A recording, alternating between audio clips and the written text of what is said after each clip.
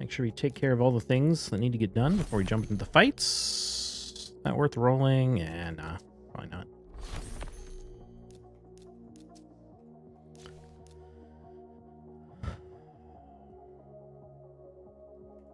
Okay, we got Clan Boss. Single Affinity. Classic Arena. Well, that one's easy. Most of my fights are a single affinity.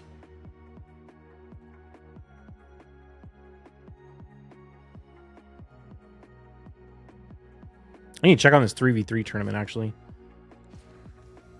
And a bunch of 3v3 tokens that were about to expire from a pack I bought like 3 months ago. So I might actually be able to win this one, because I had to do a bunch of extra 3v3. How's it looking? Oh yeah, 14,000. Okay. Ends in 7 hours.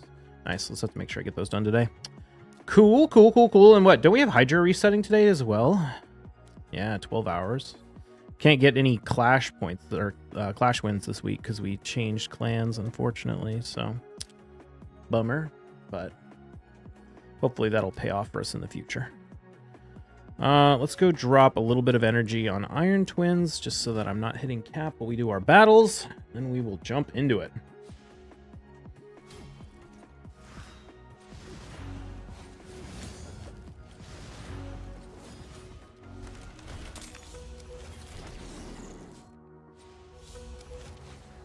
I need a good champ training event. Is Shinny carrying CVC? I think we're going to lose this CVC. I think we got a pretty tough opponents. If I recall correctly, we're like 2 million points behind our opponent already. But I'm going to take a look. I used to pop big energy packs and farm a bunch of Sand Devil during CVC. But honestly, I think I kind of stopped doing that, and instead I'm just doing it during champ training so that I can avoid using, like, so I can conserve brews and stuff. My brew stockpile is still decent. Like, I have more than 1,000 of every brew, but I used to have like close to like 16 or 1,700 of every one, and they've been slowly going down as I make sure I finish like every single event. And then we've had a few big what am I looking for? Where's that thing? Mini pack, there it is. Had a few big, you know, like, I don't know, was it Fatalis or maybe it was Incarnate? A couple of soul events, and I just like went ham to get all the brewers. Just tank non-personal and get tier 5 in personal, easy win.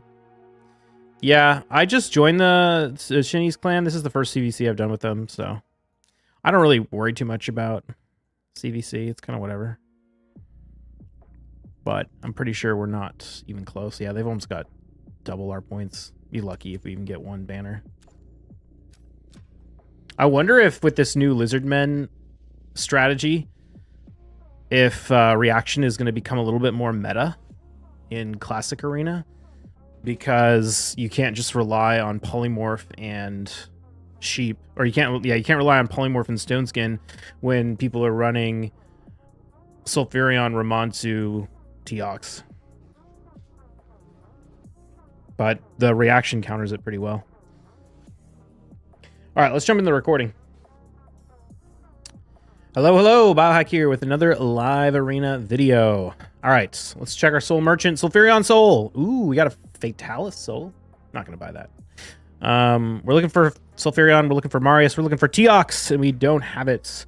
I need to figure out how much essence I have if I sold all my souls collection to see how far we are away from the Warlord 5-star, because that's definitely on my list. Yeah, cool. All right, I picked up the Mithrala 5-star soul. Oh, you know what? I should actually apply that right now. Let's do it. I should, maybe, I don't know. I should think about rebuilding her now that we have this and see if I could get her to solo Dragon. I'm pretty sure I could, and maybe also solo. I don't think she can do Shogun because she has a 2-hitter on her A1, but it would be really cool if she could. All right, what else do we got going on? That's pretty much it. I leveled up some gear, like Warlord and whatnot, but none of it like is super critical. So I think, yeah, nothing too crazy to talk about. I think nothing game changing. Let's go ahead and jump into the fights. What's up, Dark M124? Hi, bro. Greeting from Mexico. What's up, Edgar? Can you build the Mithrala? I mean, I already have Mithrala built. Right now, I have her built in Stone Skin and Bolster for PvP, but I never use it. So I'm thinking if I could get her to be like a solo dragon farmer, that might be worth. The only thing is that my Stultus Battle team is like 1 minute, and I think the Mithrala team is like 3.5 minutes. And normally I don't care about speed at all, but when I want to do a bunch of farming during triple speed events, I kind of do care about finishing it reasonably fast. Like, I still want to get the experience. I still want to, you know, use food and all that, but oh, I keep forgetting to tag my Warlord. But at the same time, I don't want it to take too long.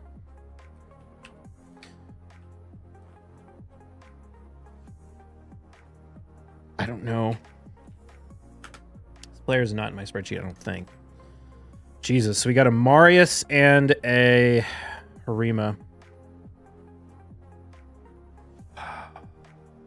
I think I need to play this. Or not a Marius, a Siegfried. I think I'm going to have to ban that Siegfried. And run Georgid. Love your content. Keep up the good work. Thank you, Guna. What's up, Leadfoot? You booked Teox today. I did book Teox today, yeah. I could have maybe gone Arm Teox Nars or Teox and Ramonsu. Maybe I should have saved the Kaja and gone Teox Stultus. Okay, I think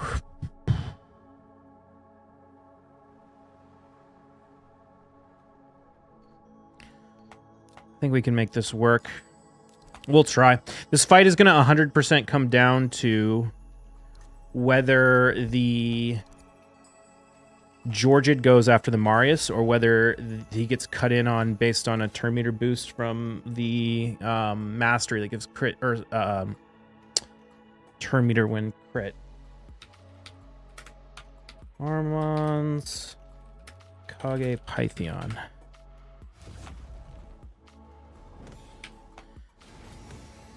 And we also need the Georgia to, you know, kill people. Oh, sweet. It's not in Stone Skin, so... Oh, wait, no. Damn it. Oh, yes! Get wrecked.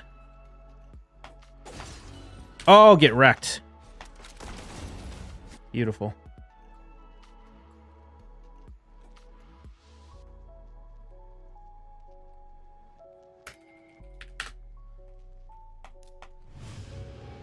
TX Fun, use him live a few times. He smacks and blocker buys quite useful. Need Lazarius to really make him shine, though. Yeah, I know. I really want a Lazarius now. I didn't really care. Oh, shoot. It's GG.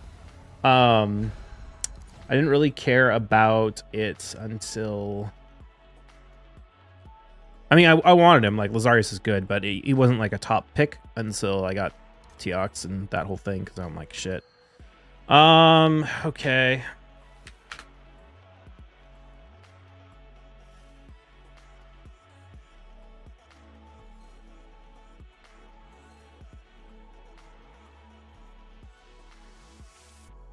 I mean, I don't really have a choice.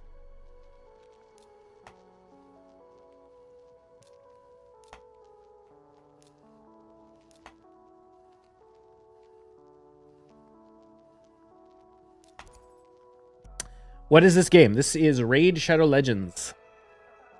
Ring in with Ramontu and Pythion and Gizmak for now. Gizmak.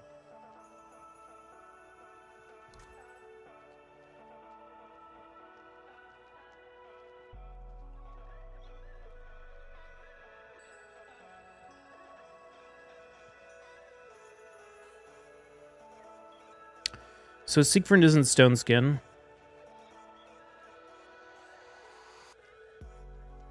I might have to use Alika.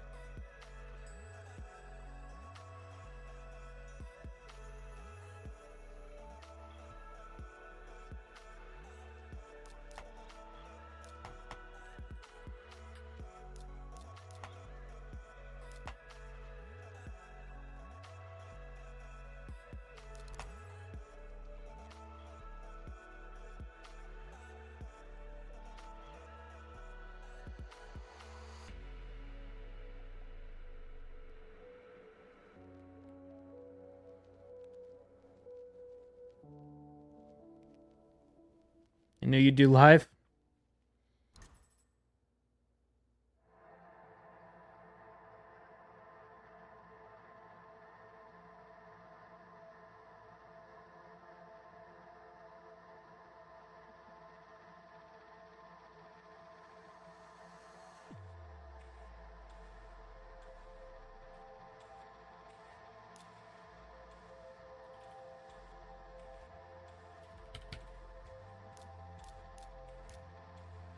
It's over. Couldn't win.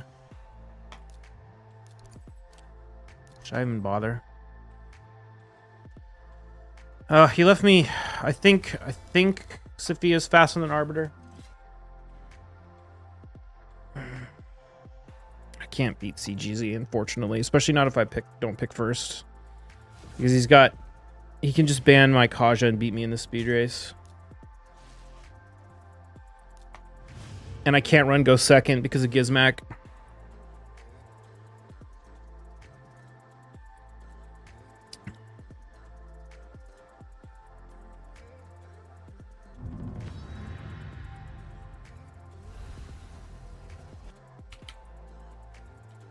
I can't win that until I can get my Arbiter fast enough to actually win speed races.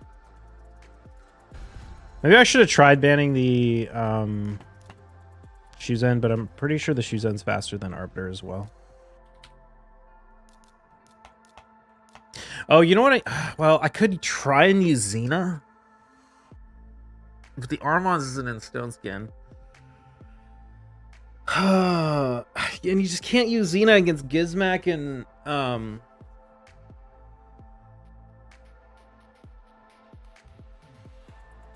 you can't use Xena against Gizmac and Siegfried. This is the guy I ran Marius Georgia against last time, right?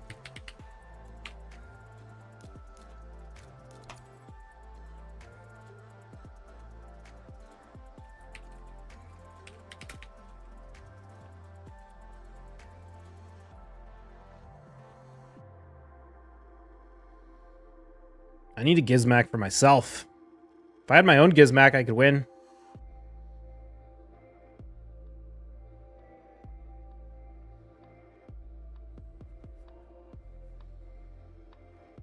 Yeah, maybe let's see, maybe I run. I shouldn't say this out loud because he's gonna watch it. I'm trying to think.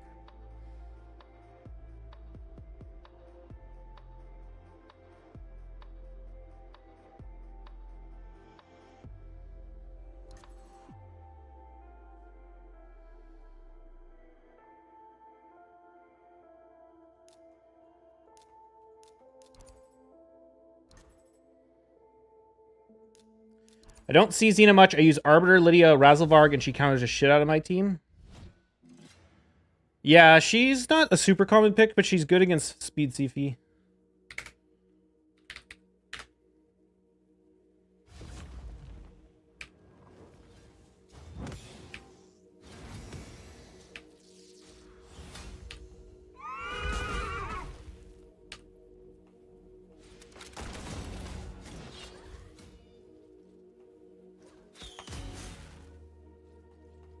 Okay, we gotta not die to this Alaz, but I think we'll be okay. Actually, no, Georgia won't die because Georgia has unkillable, and Georgia can end him afterwards anyway.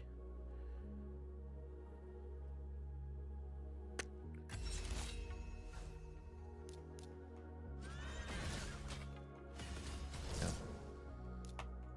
Thank you. Narcisse? Or not Narcisse, Marius. Gizmac is amazing, but even much better if he could pair him with Cloperion. Now I have to choose between stripping and going for the big slam in second form. Yeah. Why does Marius sound like the Shogun? Is the horse the Shogun rides on? Maybe, I don't know.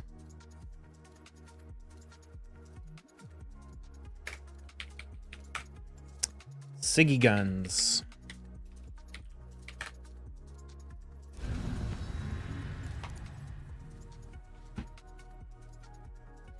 I need to max my faction guardians for high elves. Such a bummer. I kind of wish I would have bought prisms back then. I just didn't have very many high elves to start with as part of the problem. So I should just move to Sulfurion. If I can get Carnage in a better... Well, no, I guess Sulfurion's going to get Polymorphed all the time. He's still kind of a niche pick. I need more quads. I need a bunch of quads to go on both Arbiter and Sulfurion.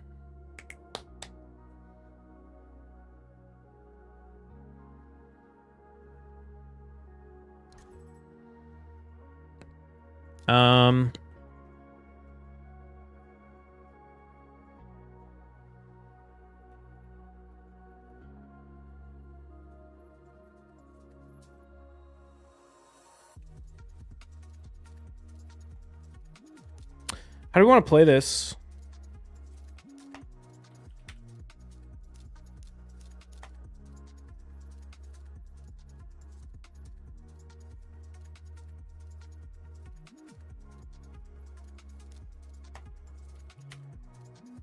I don't think I want to use Sulfurion. He might bring in... I'm gonna go Mezimel.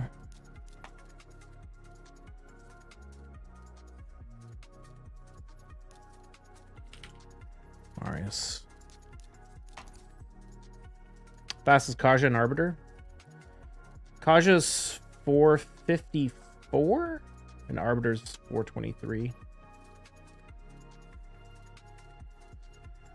My Arbiter's not fast enough to beat you, which is why you should never lose to me. Oh shit, okay. I see how it is.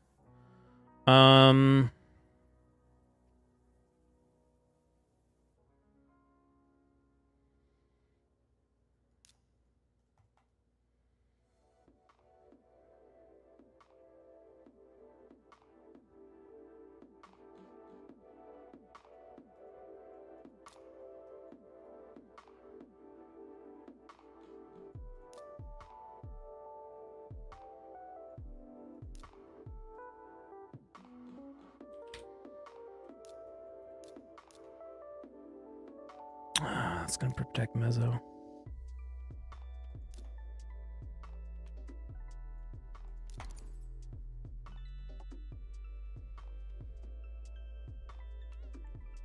Siggy really messed me up by taking 2 of my speed champs. I guess I could have just run Sulfurion and banned Shuzen.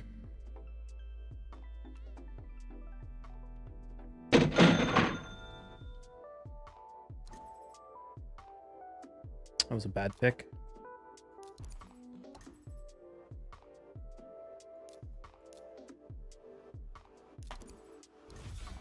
Why not pick UDK against Siegfried every time? Because I open with 3 supports typically. Because I want to run double speed boosters lockout. That's my strategy. And if I...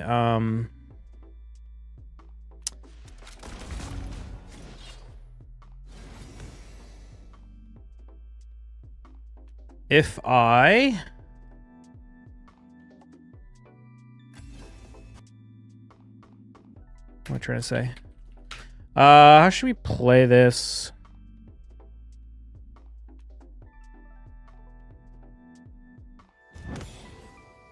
Damn, it's kind of a bummer he got the unkillable on the...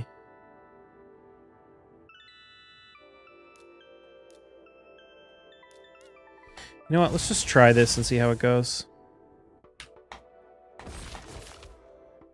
Oh, I forgot she ignores unkillable. Oh, I'm such a dumbass. I'm so glad I did that. I totally forgot that Mezimel ignores unkillable. Haha, Mezzo. Carrying it, man. Alt can go through unkillable. Yeah, you're right. Oh, that was beautiful. She just shut that down. Take all my go first champions again. See how it works out for you.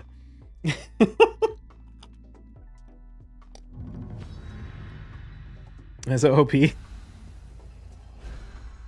is good. She's not even booked either. Booking Mezzo is like one of my top priorities for account progression right now. Booking Mezzo and getting her a chest rolled into attack percent. Ilthane runs Wukong, Rotos, Torment, Narcisse, Gizmak. Okay. Duchess, Sify, Necrit, and Mighty Uko. She isn't really? She's your secondary DPS. She's a niche pick, but she's strong, man. She's super good. I think she's underrated.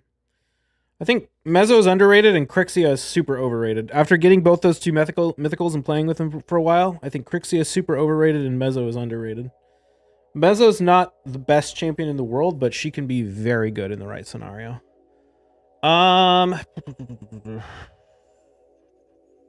we go Georgid here? I think we can get away with Georgid. Crixia is overrated? Yeah. I'm really over Crixia. Suits your go first stream. Her alt form A1 is insane, but only true if champs are feared. Yeah. She's gear intensive, kind of, because she really needs to hit hard enough to do her job, and if she doesn't, it's a big problem. Okay. What's the best play here? I want to go Mezzo, but if I go Mezzo and he goes with this Gizmac, I'm going to lose. You know what? We can actually do it. Let's go Mezzo. But we're going to ban the Gizmac instead. And we're going to take out the Armons with the Arbiter, or with the Georgid. It's good, but in the Armon's meta, she gets hit hard. Weak hitting with Crixia feels bad, I bet. Oh, you're saying Crixia is bad in the Armon's meta. Yeah, that's the biggest problem, is the most important champions you need to lock out are all magic champs. So many S-tier magic champs in Arena. Siegfried, Armons, Ancora, like, the list just goes on and on and on, and if you weak hit any of these champions, you just end up freaking losing, like, right off the bat. Okay, the one thing I have to be worried about that I wasn't thinking is I could have some problems with this Armons getting rezzed by the Siphi and locking me out. Okay, we're good because Siphi's not in Stone Skin, so we can just boom. Boom. Okay, so Narcisse is in Stones, or is in reaction, so this could be really bad.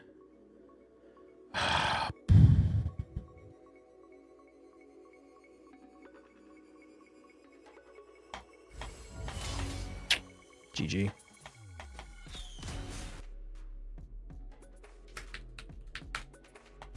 The hell? Why didn't you revive the Siphi? Or not the Siphi, the Armons.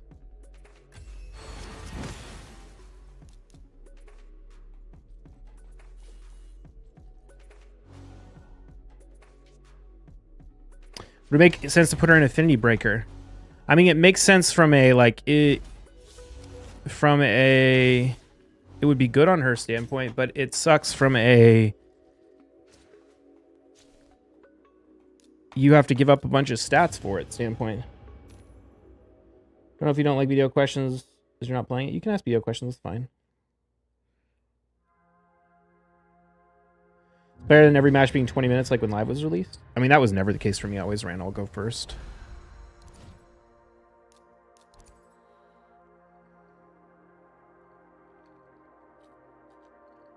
Poly still a thing is our weekend. Yeah. I started looking at the fights and like trying to analyze why I would lose fights. And every freaking fight I would lose in live arena was because freaking Crixia got polymorphed or weak hit. I'm not everyone, but like half the live arena losses I was getting because of Crixia. Crixia weak hitting or getting poly. Make her skill like our bias, no hit remove buff with cooldowns. That would help a lot. She could still weak hit all the time though.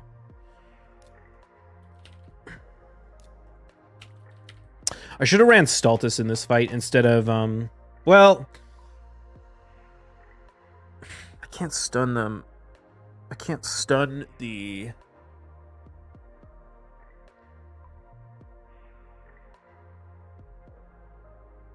Narcisse with Ancora on the team. But I could, what do I want to ban here? Let's ban the Ancora.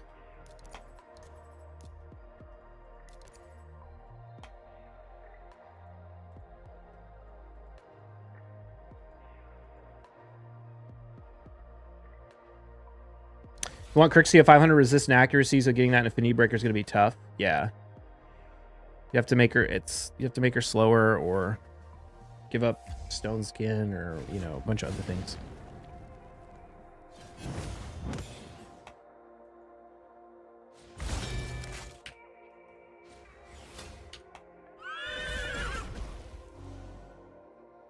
Damn. This guy's Gizmac is squishy as hell. I should have banned the Gizmac, or I should have banned the should have banned the Narcies last time. If I had known it was in Stone Skin, I would have. Oops, I should have hit the other one. We have a lockout, so we can do the nuke. Okay, good. Beautiful. Which fail stack range for recommend tapping pause gear to pen for selling?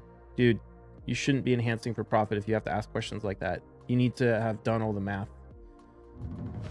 Because it's going to depend on what fail stack you use and like all sorts of stuff. And if you want to enhance for profit, you have to do a shit ton of math. You can't go asking streamers like really basic questions about how to make fail stacks, because it's a very, very finely detailed process to make money.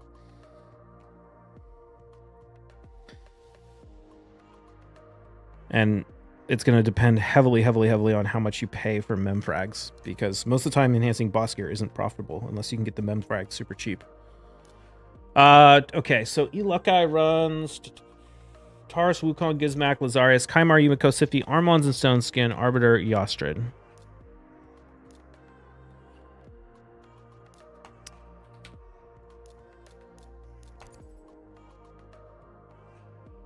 Be good if the lockout happened before the strip.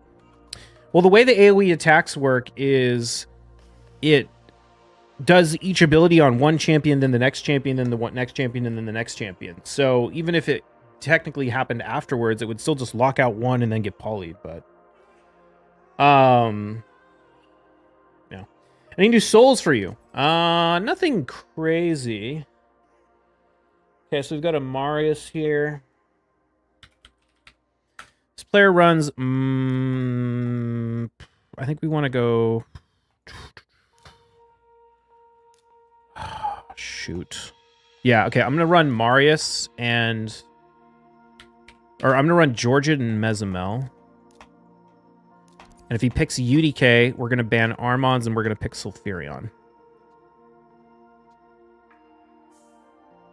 He has a Lazarius, but it's not in Stone Skin. At least it wasn't last time we fought.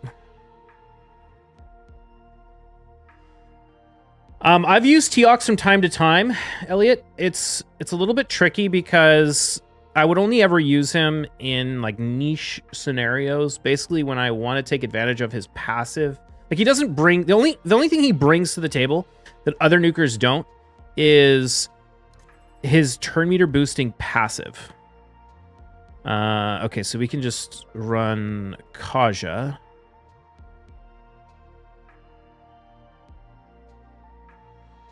I'm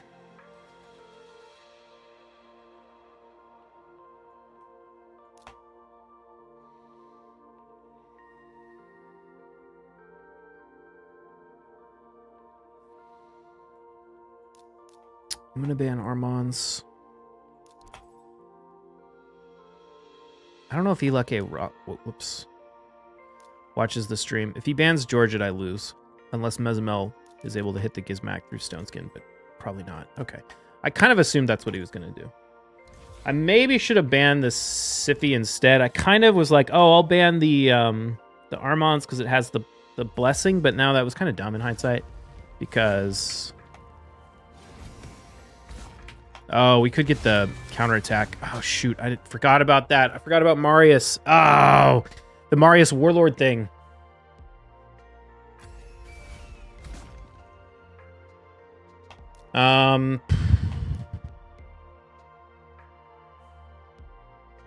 Yeah, this is over. We just lose to Gizmac.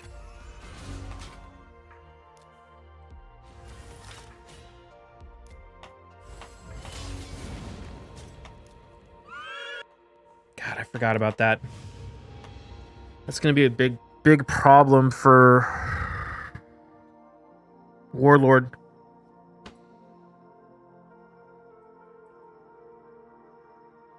How many players are in your table? Like 1,400. I mean, to be fair, if he only had a like 50 to 55% chance of landing that enfeeble, and if he didn't, then I should have just banned the I should have just banned the Marius. I totally forgot about that.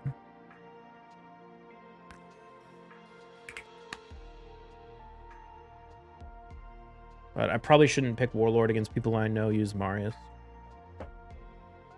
Oh man, this game's gotten so freaking hard lately.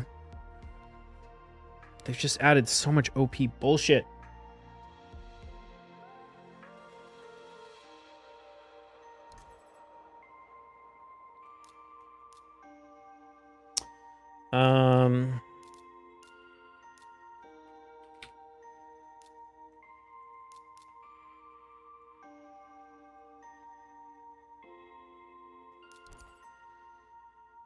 Oh shoot, I didn't mean to pick Arbiter. I meant to pick Kasha.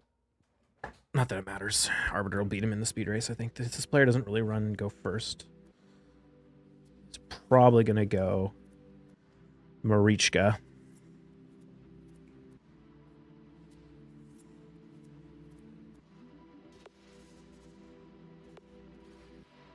Think about how I want to play this one. He's got a Siegfried.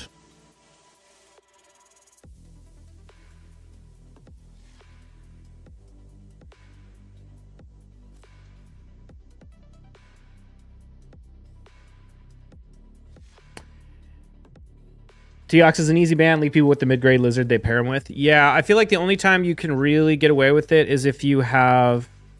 Well, I mean, if you have Lazarius. If you're running like Lazarius, Sulfurion, Teox, and Ramonsu, and like Armons, then it's pretty difficult, because if they ban the Teox, you're still sitting there with Armons, Ramonsu, Sulfurion, Lazarius, which is not a bad combo. Interesting. So this guy opted not to go with the...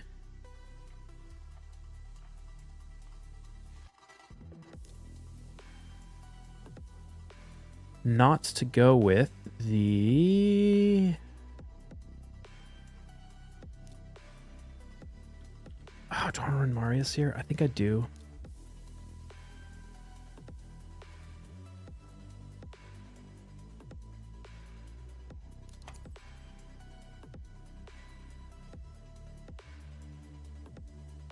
I lost to a Teox Calvalax combo because I didn't realize what Teox did. Oh, yeah, like Calvalax boosted his turn meter to max and then he one-shot you. Dude, I should consider that. How many debuffs does Calvalax put out?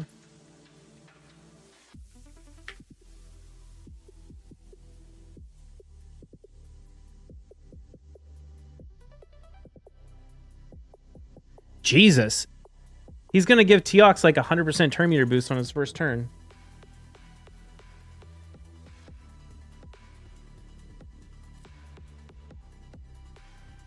I think we banned the Galathir.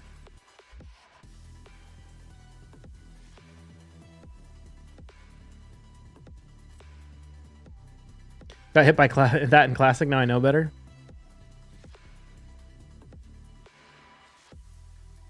It's not even a turn, it's just a passive? Yeah. Okay, so here's the question. Is Crixie going to reset everyone? It might be fine. As long as... Well, she might get locked...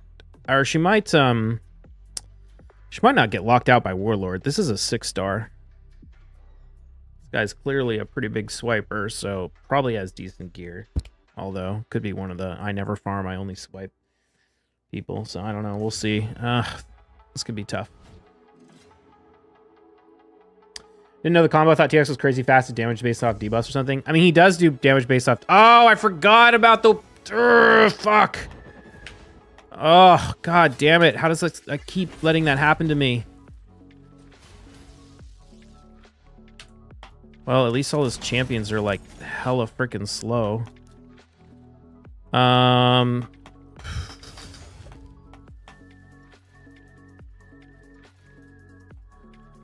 We might win. We might still win.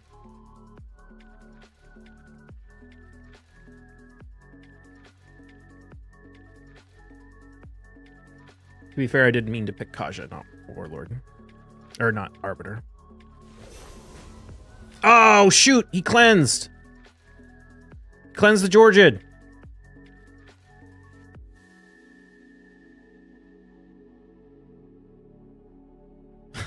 He can't transform or Marius will kill him though. It's too funny. Okay. Yeah, I wonder if he's gonna do that. We got this back. Beautiful.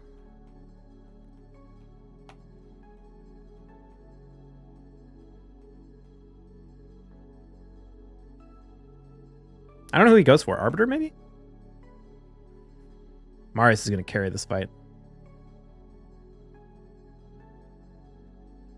No speed lead. He went first my Arbiter team.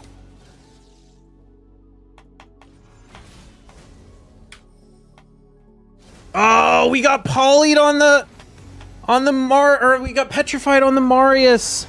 Oh, dude, everything went so shitty today. No. Why?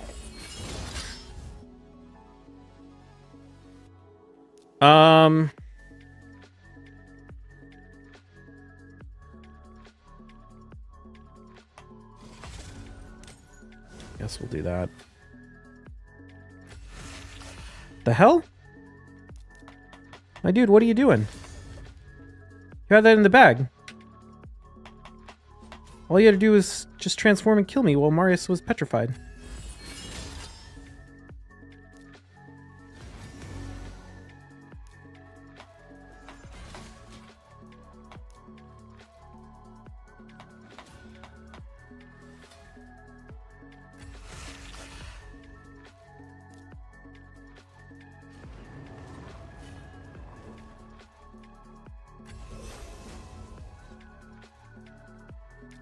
Can I push his turn meter back? Yes. Thank you, Arbiter. Okay, Warlord, give me that turn meter pushback. Oh my god, this guy threw so hard.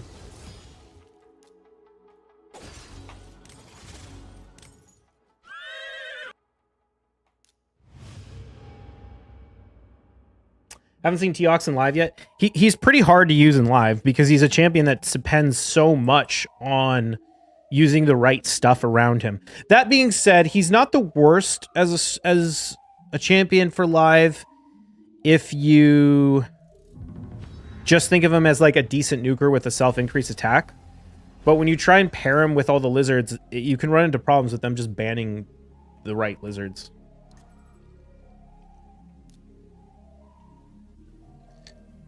What does Sneeze Sniper run again? Sniper. Mostly non-mythicals. It's got a Mortu and a Marius. Do I want to run Marius? Actually, maybe I should grab Warlord Marius. I'm gonna try it.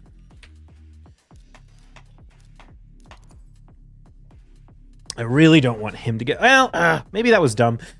Maybe I should have just gone Georgid or Mezamel for the double stone skin pen.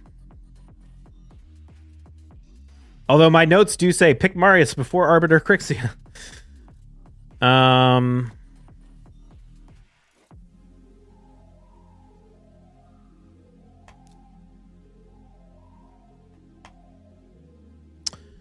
Okay, this sucks, but well, we could run Wukong.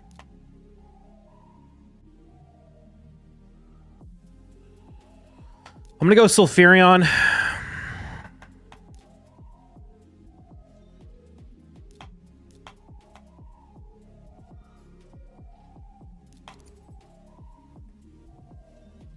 How much for Google Sheet access? I don't want to give out Google Sheet access because if it starts becoming like public, people are going to start changing their names and shit. It's going to be harder for me to use it. I mean, not that they don't already, but if like if people can look at it and be like, oh, I'm in there and he knows all my gear, and everyone knows all of everyone's gear, then it's going to lose a lot of value. Okay, so we went with the Wukong. So we're definitely going to go with the Carnage. We have to ban this Mikage because it's the fastest champion on his team. He's probably going to ban my Kaja, and then we're going to... Oh, he didn't ban Kaja. What? Was not expecting that. It's a joke. No. Well, I mean, people ask me that legitimately all the time. Is Sulfurion, is that Sulfurion usable in Hydra as well? Yeah, I use them in Hydra. The thing about Hydra with my clan is we don't really try that much in Hydra.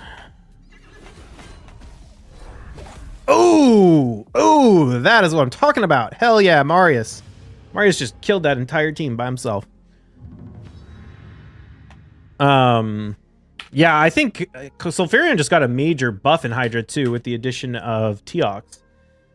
Because those Teox teams are so strong. Constant's gonna run Hegemon. So we're gonna run Crixia. I don't want to play this.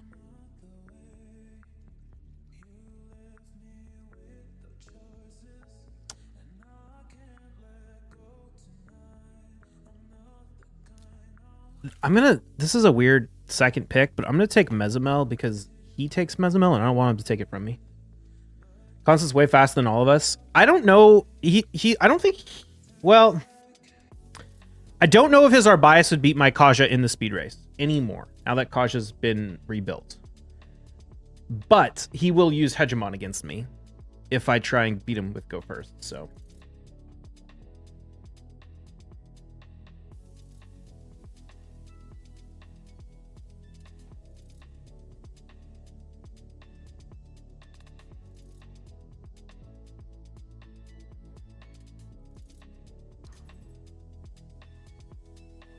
Interesting, he took the Ancora.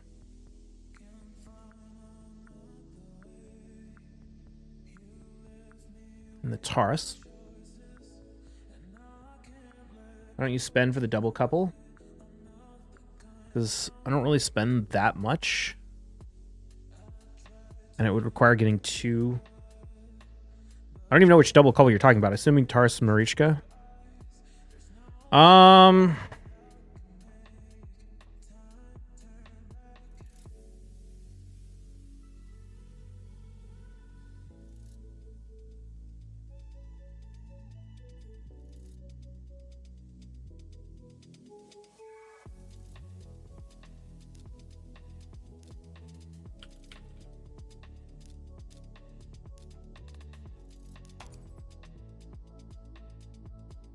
Getting Narcisse would be huge for your account? Dude, Narcisse is right here. What are you talking about?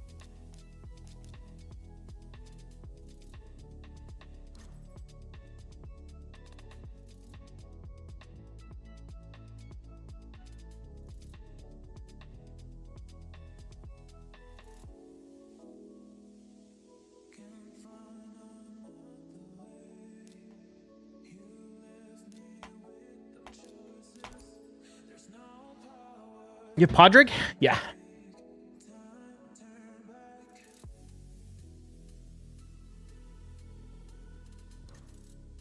Interesting. Wukong, man. You don't use him in live arena? I use him sometimes. Oh, I should have picked Mezimel as my lead. Why don't you use Narcisse more often than with Ancora? Because I run Go First teams and they're not particularly good in Go First teams.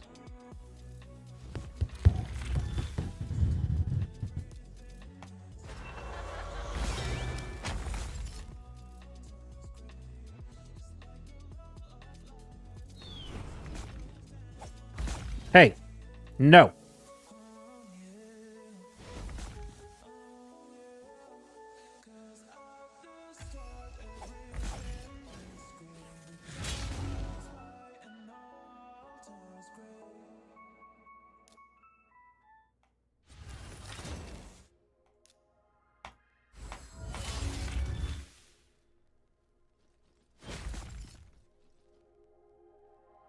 God, can you please take a freaking turn? Oh my God, that's such horseshit, man. I mean, it's not horseshit in the sense that, like...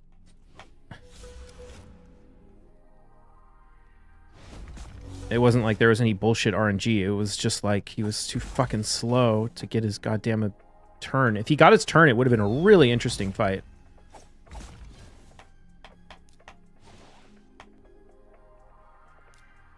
Because then he wouldn't have been, he would have like really struggled to deal enough damage to Fatalis. All right, how'd we do? We still got 6 out of 10, so not too bad. He was the MVP today. Probably Marius. Marius was clutch in this fight, clutch in this fight, clutch in this fight, clutch in this fight, and this fight. Every single one of our victories today was the ones with Marius. Right? Yeah, Marius was in every single one that every single fight that we won. To be fair, I mostly use Marius when I end up picking first, because I usually run Armon's Kaja Warlord Marius Stultus is like my sort of baseline. So it kind of makes sense, but what's my Marius built? Super fast. It's 320 speed, as much damage as possible.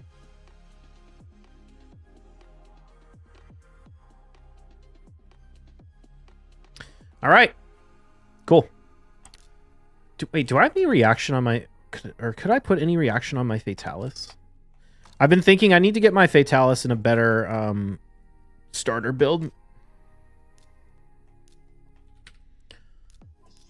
The problem is it's hard to get him to do enough damage. I've been thinking about even maybe trying to put him in Stone Skin, but I don't think I have quite enough yet.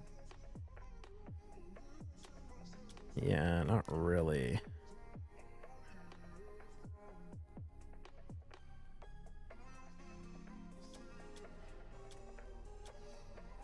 Yeah, I mean, this ring, this doesn't even have any HP percent on it.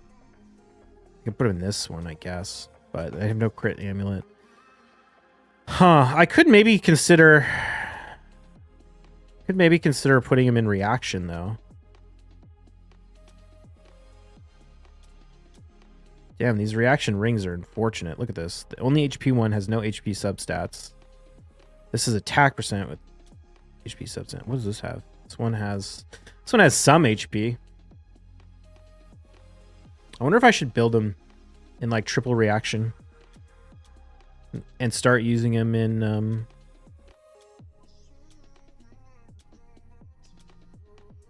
HP percent on this. This one has HP percent but no speed.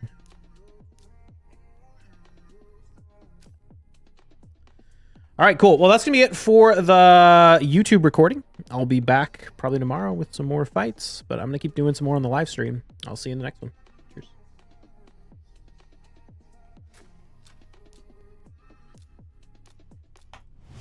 They've been getting stingier with the deals. Wow, 2 primal shards are worth $9.99 player in. Big corporations path the dark side. Yeah, it does seem like they've been kind of stingy with the deals. I don't know. I'm kind of in this mode where like I don't really want to. I just want to not spend money on anything and then just wait for the Prism Shard events for the faction unity for orcs, just like I did with Teox, and max my orc faction with the Prism Shards. I don't know. It's kind of like a weird thing where it feels like that's probably the best way to get faction guardians maxed in the short term, and probably the cheapest way to do it in the short term. But like in theory, eventually they'd get maxed if I like spent that money on primal shards. It would just take like 4 freaking ever. So I don't know. Energy deals have sucked lately. Yeah, I've noticed that too. I mean, they had an energy deal today that was okay. 2 months. Okay, so the deal. Remember when we had the last event? There was a primal event where they sold, or during the last 2x primal event. I don't remember what it was, like their anniversary or something. They sold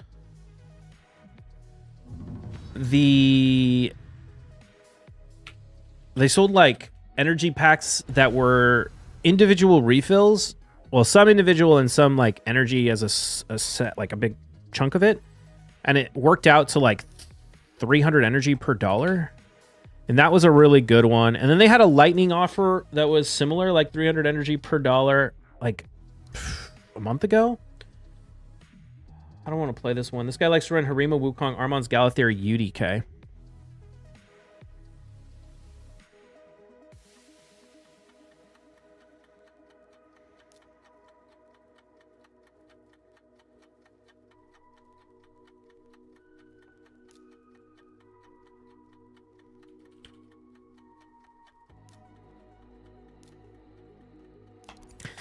Armons is probably not the best pick right here.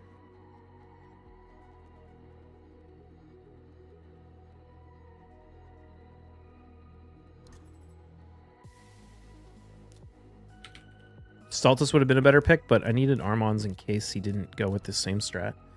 The one 300 Lightning offers like 2 weeks ago. Yeah, that one was pretty good. Okay, I went with the Mezimel. Ban. Interesting. Well, this is going to be a question of... Can Marius get the job done?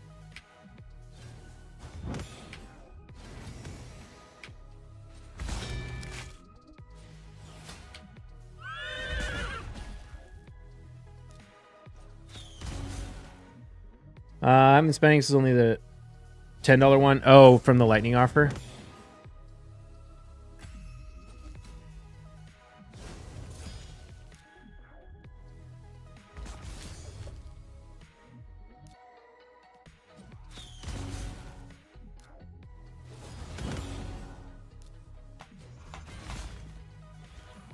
I love that Marius can one-shot the Wukong.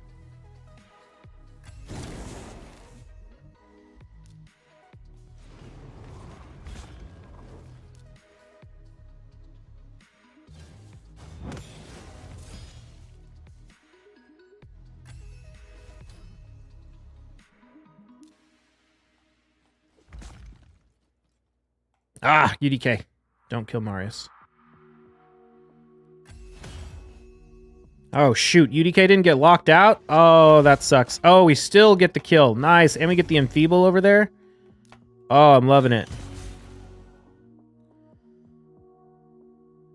I don't think he has the cleanse yet. I think it's one more turn. Oh, so good. Yeah. Come on, Harima. Smack me. Yeah. Dude, come on. You gotta learn how this game works. Frickin' Harima. He should really swap. I don't know why he hasn't been doing it. Get locked out again. Oh, she 3%ed me. I think. It might have 3%ed the turn meter. I don't know if it was the turn meter or the... I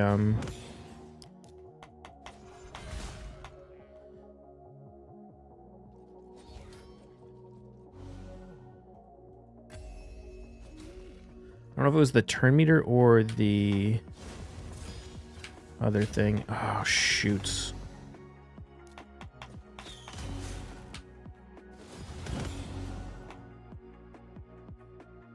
Hope we get a Marius Blessing soon. It would make my life so much easier.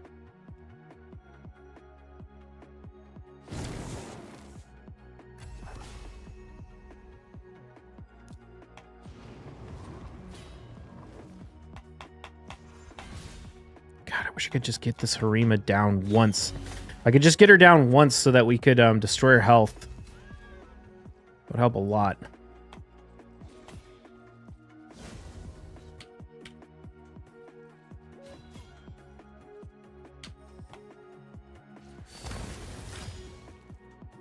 I think my HP might have got too destroyed.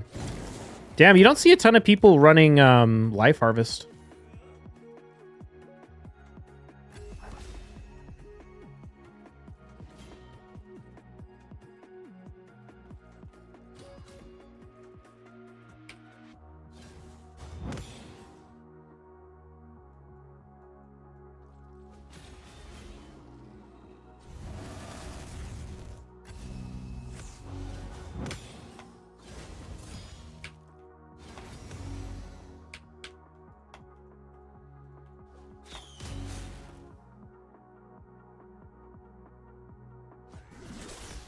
Yeah, GG. Yeah, Marius just didn't have the damage to get it done against that Harima.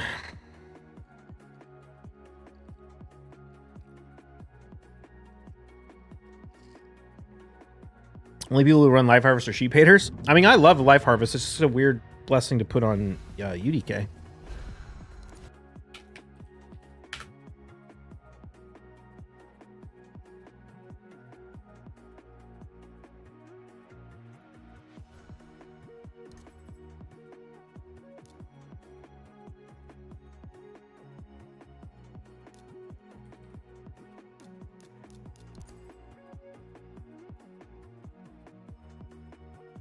Oh, I wonder if I should have grabbed Marius. No, no. Problem is, Marius, if he was fully blessed, it would be good, but his damage just isn't quite there. Like the content, keep it up. Thank you. Like most in Tag Arena. Life Harvest, it makes life easier when you can one-shot their nukers. Yeah. I typically find that Marius just doesn't have the damage to the job. He's my only nuker. Yeah, it's tough. Oh,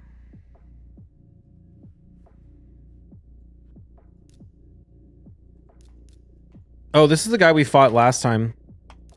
And I messed it up by not banning the Marius and then getting locked out.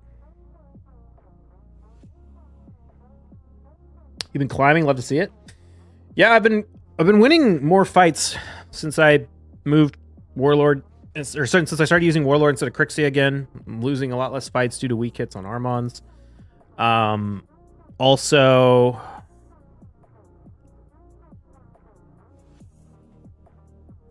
this Gizmak is not in Stone Skin. I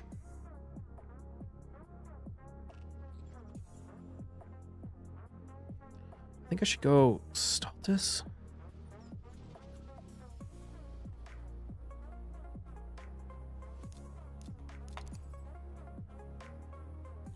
Still tripped about your Kaja? What do you mean?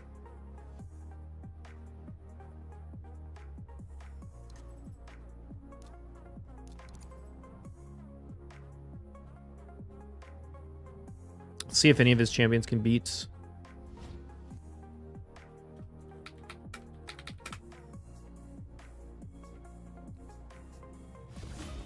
Now I'm faster. Oh shit, that's Gizmak is in Stone Skin.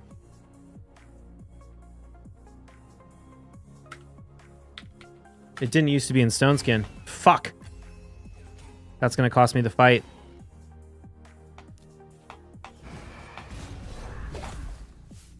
Unless by some miracle Stultus can tank it. I guess your fastest champ, why her over Arbiter?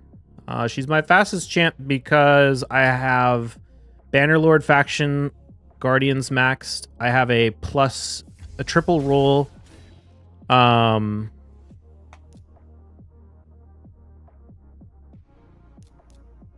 need to save this revive. I guess let's go for the strip. I have a triple roll banner in faction Guardians.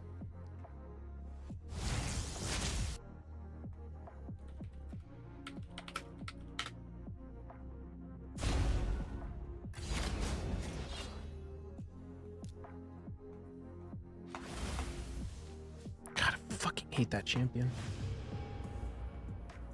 And I have a +3 version because she's non-void.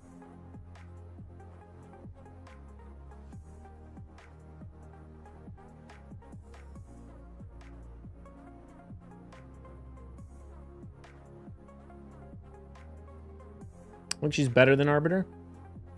I think there's pros and cons. Arbiter brings increased attack, which is really, really nice. Kaja brings block debuffs, which is really, really nice if you run like Kaja Lockout, because a bunch of people have A1s that will completely screw you over if you don't have that one-turn block debuffs. So if you run like a Kaja Lockout against a Siphi, it's way better than an Arbiter Lockout against a Siphi, because you're going to go Arbiter Lockout, and then the Siphi's going to take their turn, and they're going to sheep your nuker.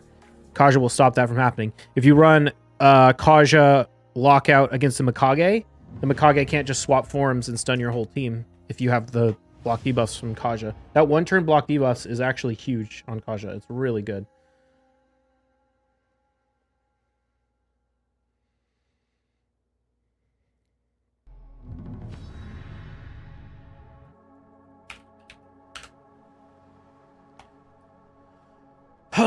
Okay, this guy has Harima, Taurus, Wukong, Tormund, Narcis, Siegfried, Siphi, Kaimar, Shuzan, Warlord, Arbiter, and Korra, Galathyr, Armons, UDK.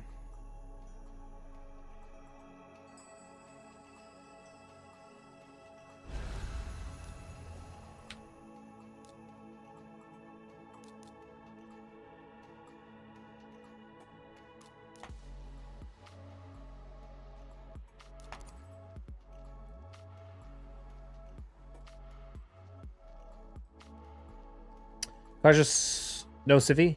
I don't have Siphi, no. Again, the fact that Kaja's non-void is huge because I would. Kaja's the only champion on my entire account that is empowered. Only legendary champion on my entire account that's empowered, and the only reason I can do that is because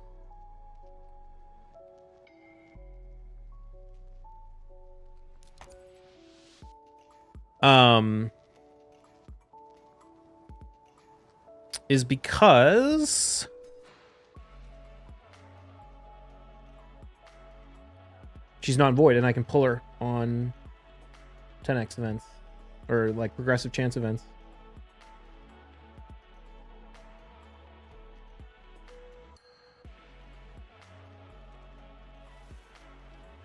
What's up, Skella?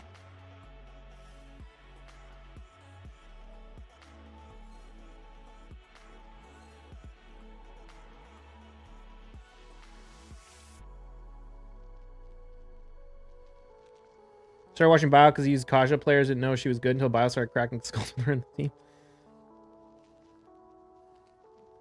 Yeah, I mean, she's solid. Shit. Okay, I got a UDK.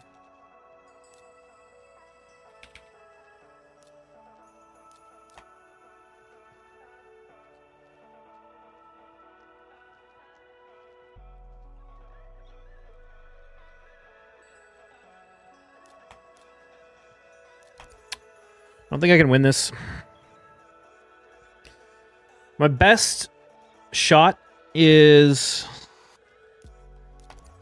we nuke everyone with Georgia after strip. Galathier revives everyone, and then we lose because they're under Veil.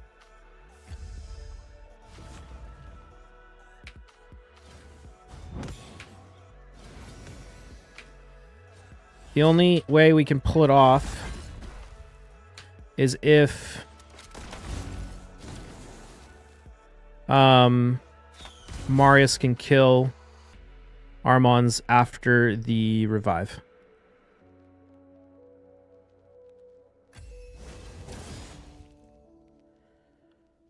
Which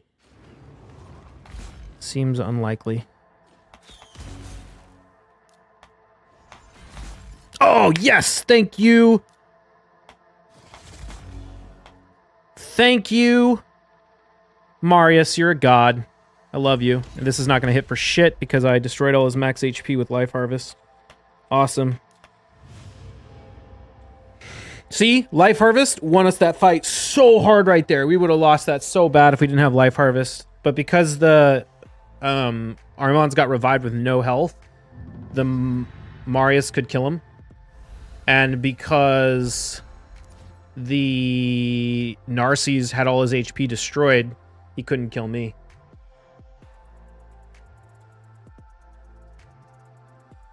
Played Dota for 10 plus years and very good at strategy games. I've played them 30 years, but if I tried new build and champ and isn't meta players, my team would go apeshit. Yeah. Raka seems pretty good, but no one uses her.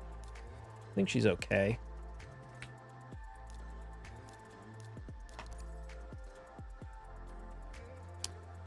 Oh, FYI, that TX team was talking about with Necmo is not very good. Using Sulfurion to break Stone Skin unless build Necmo 0 accuracy, which it didn't think about.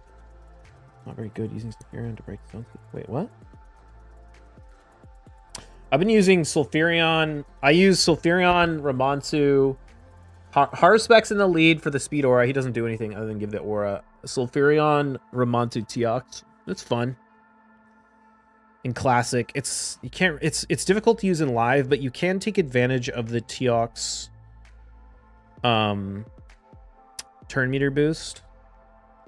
Honestly, dude, you guys have me so tempted to run that Calvalax Teox strat. It could be so fun. To people who want to beat me in the speed race, run like a fast Teox and then run Calvalax.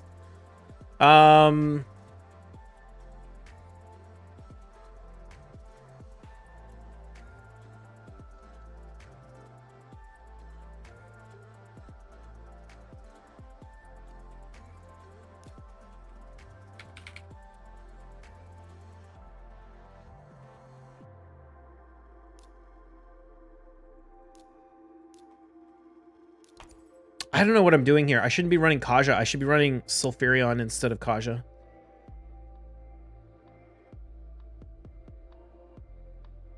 I need a good Speed Aura lead, though. If Sulfurion had Speed Aura in the lead, it would be so much easier to use. This is the same problem Sify has, is it's so hard to use a go first champion that doesn't have a Speed Aura. Enjoy Sulfurion breaking their shields. It's just that I had... Okay, this is weird. I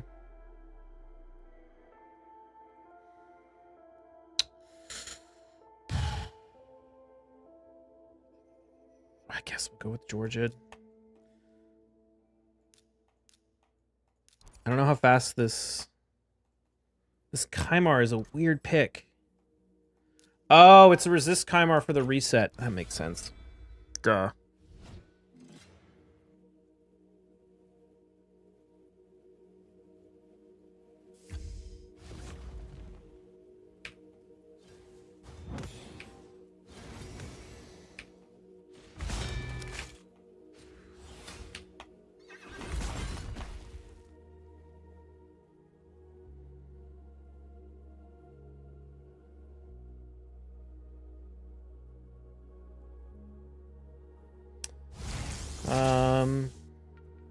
Well, that was so dumb. Dude. What? What the hell? Thanks. We still probably lose to the Narcissus. See if I'm trying to see if I can push him back now. I was hoping I could push him back far enough to get the we don't have any revive because Kaj is locked out. Is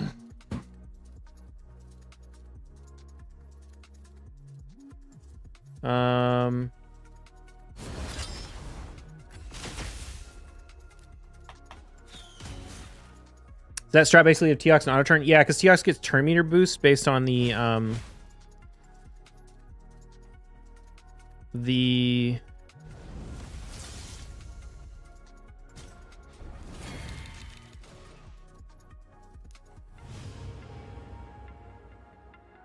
debuffs placed on the enemy. How are you? How's the fights going? It's going all right. I mean, I think we're still probably ahead, but these fights have been so freaking hard.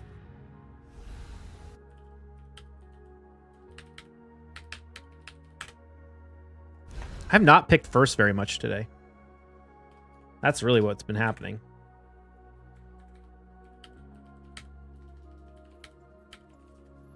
And some of these fights are like impossible when you don't have... Should I go Mezzo now or no? Let's go Kaja now. We definitely want Kaja against a Sify.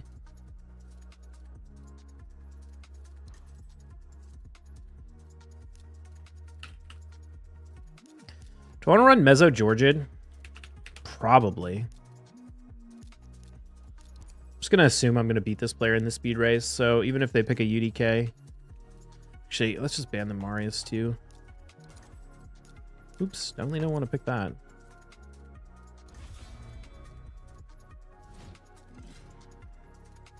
Hopefully this isn't a resist Yumiko.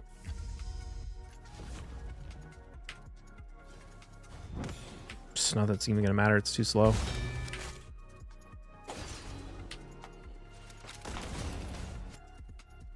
You have Mezzo 6-star? Nice.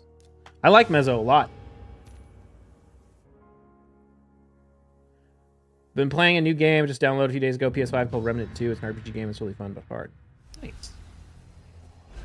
Honestly, of all the mythicals I have so far, I think Mezzo is probably my favorite. More than Crixia. Crixia I was originally like pretty hyped about Crixia, but the more I used her, the more I realized that, you know, what you guys said. She's not good. Carnage, I think, can be insanely strong when he is buffed. Or not when he's buffed, but when he has a good enough blessing. But right now he just doesn't do enough damage to really cut it. This is gonna be This could be impossible. I don't know why this player is picking like Narcisse when he could be picking like Lazarius and Siegfried.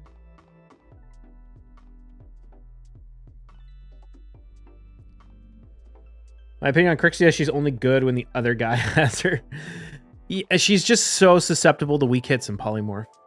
So susceptible to weak hits and polymorph. If Armand's wasn't in the meta, she would be a little bit better.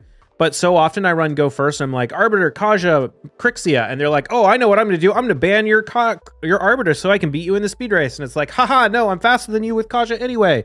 Oh, but guess what? Crixia weak hit your Armands and you insta win the fight. Great. Like, that just happens to me all the freaking time.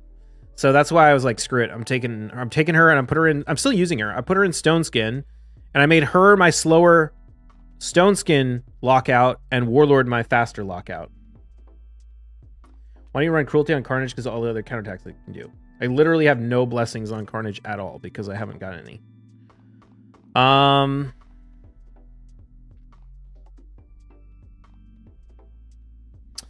Player has Galathier. I think we run Marius. I could run Marius Mezimel. Oh, no. If she, well, nah. Yeah, screw it. Let's find out if Mezimel's gonna fail me in this fight. Why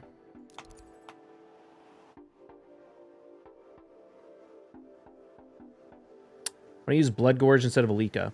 Blood Gorge is a 50-50 shot to lock out a random ability, whereas Alika locks out all abilities.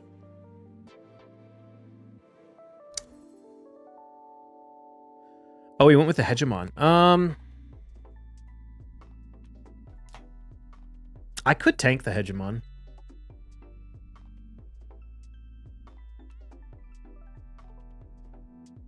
Let's get cute. Let's see how it goes. Oh, he banned the Mezimel. Interesting. Okay. That might actually backfire on me.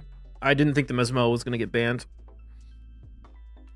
Mezimel's in Stone Skin, so I wonder if Momo watches my content. I feel like it would be weird to ban the Mezimel if you didn't know that I built it in Stone Skin to counter Hegemons like this. It's kind of a weird ban because I could have just banned the Hegemon and I guess I would have been dealing with the Siegfried. All right, well, it still doesn't matter. I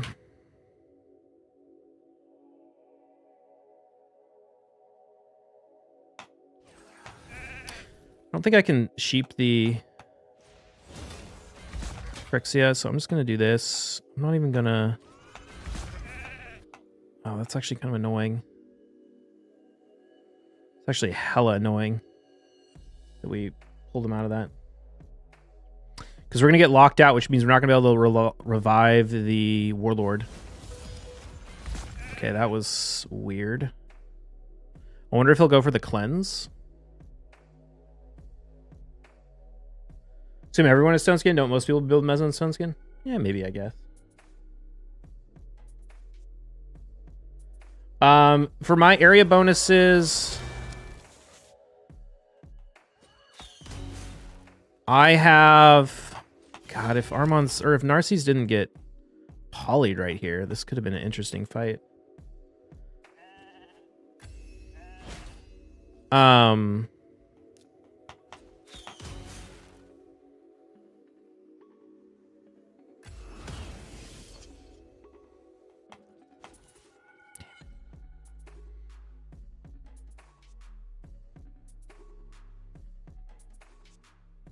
God, polymorph loss. Oh, it would have been so good too. We could have just transformed right there.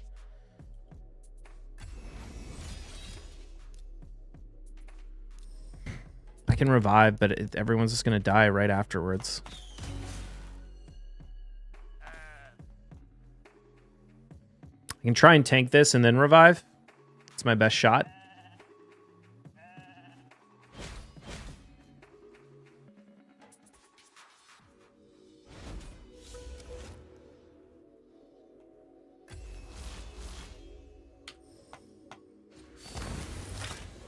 Oh, come on. If only Armands could go first. Armand's was ready to go, ready to lock out.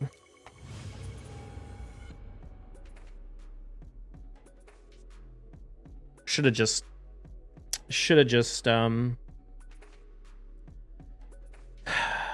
banned the hegemon. Oh god, UFO is such a weird player.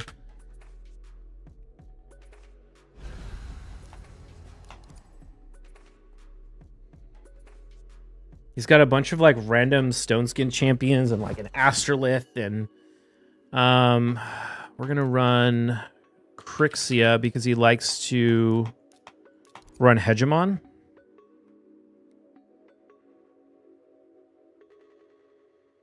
What avatar is this? This is the content creator avatar. So we're gonna run Mezzo, and who do we want to run as our last nuker?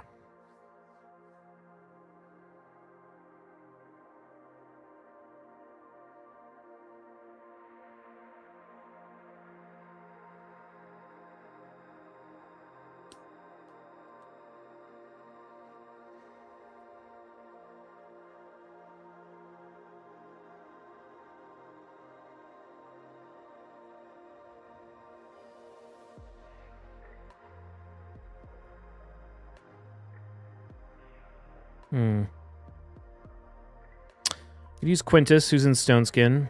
But I kind of want someone a little bit tankier.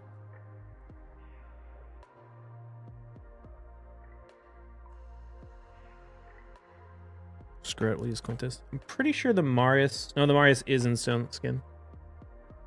Rotos and ban UDK?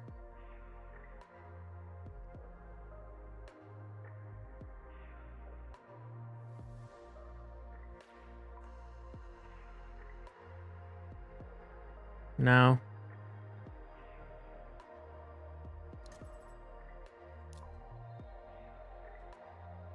We're gonna ban the Marius.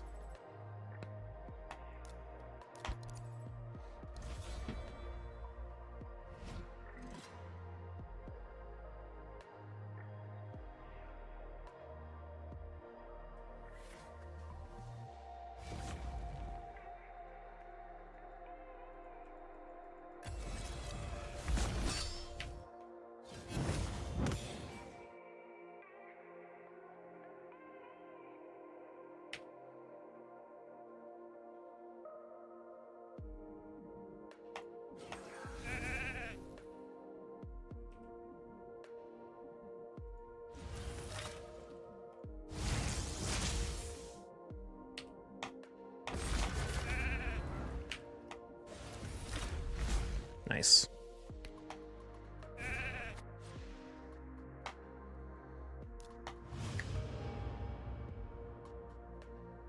So really get caution to counter hegemon 550 resistance, always enough at my level anyway. Yeah, I need to... I've been tempted, or I've been debating whether to roll my... I think it's my banner is HP or defense right now in my Kaja. I've been thinking about rolling it resistance. When I get her +4 and then I roll it to resistance, I'll probably be around 500 resistance. And then I can probably accomplish it. A lot of people build their oops, what am I doing?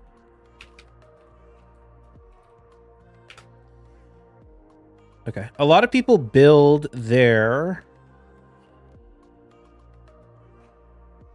Actually, this player does run Kaja. I'm going to take Kaja. A lot of people build their... words. They build their hegemons like pure accuracy. Is Righteous too slow? I don't have any like quads in Righteous.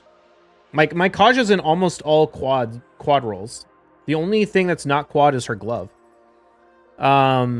So I guess if I could get a good Righteous glove with... Hold on, how do we want to play this? We got a Narcisse. I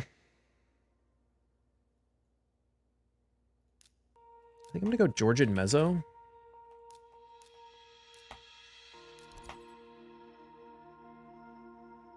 Is Righteous ×4 too slow? you have a quad in Righteous, that's great. But it's hard to get Righteous. I do think I'm going to use my Mythical Charms 10% versus 12. If you have a quad speed in... How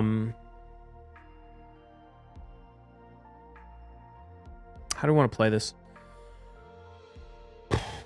Okay, I don't think this guy's champions are in Stone Skins, so I'm going to run Arbiter, and we're going to ban the Harima.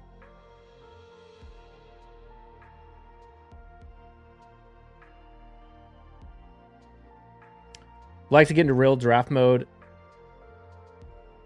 in Live Arena, currently stuck in silver. Interesting choice to ban the Georgid.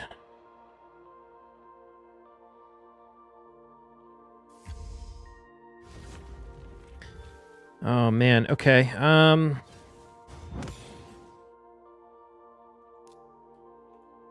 want to put the Weaken so that Mezimel can one-shot him.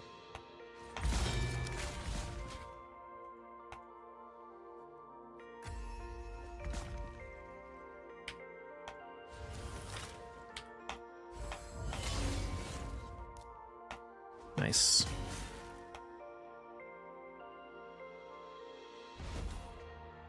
Oh, I was really hoping I would get the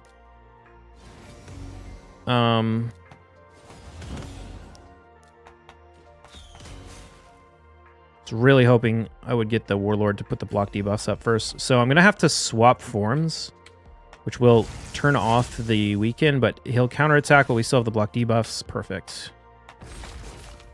Okay. It's not over yet. Armons could just freaking wreck us.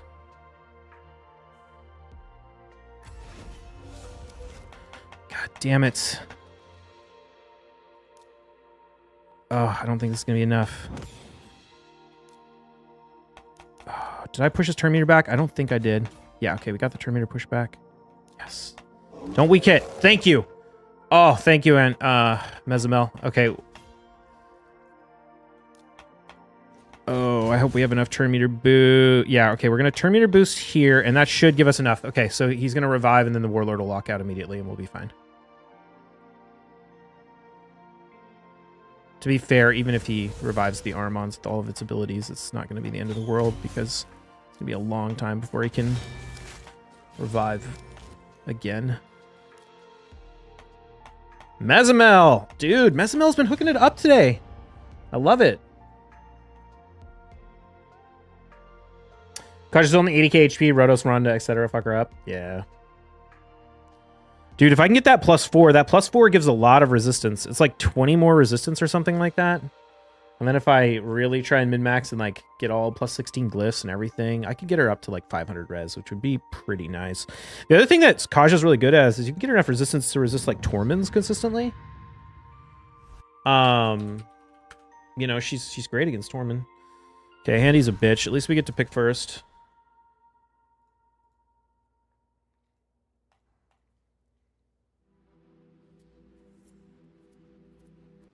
You pulled another mythical? I pulled Mezimel from... What's it called? I pulled Mezimel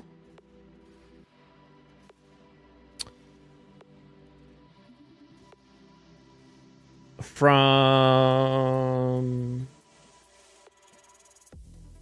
18 primals that I pulled to finish off one of those events. Can't remember what it was.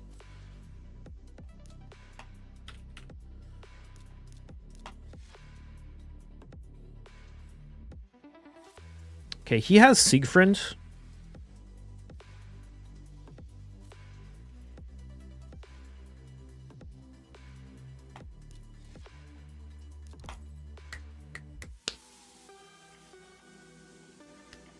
Turn meter boost, then cleanse. Seems like she was designed to counter Tormund. Well, I wouldn't say she's designed to counter Tormund. If she put up the block debuffs before the cleanse,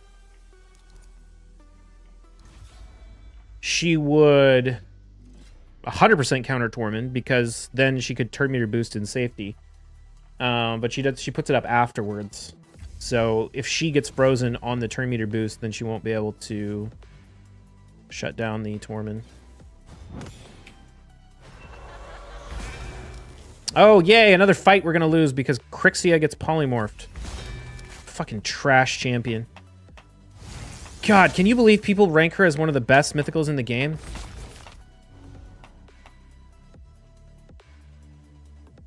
Absolute garbage-ass champion.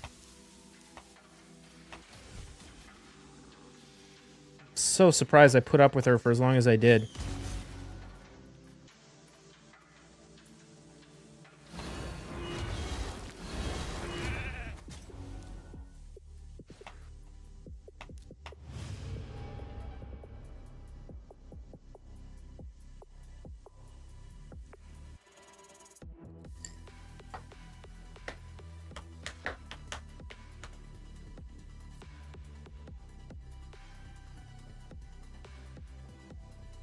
We would have had a great comp, too. If we didn't get Polymorph there, that was pretty much the only way we lose that.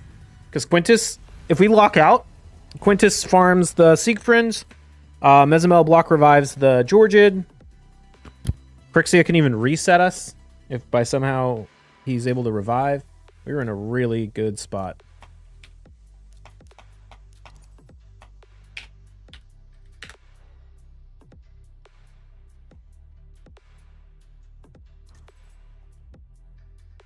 Gizmak gets poly nonstop, but he's not trash. True. I think I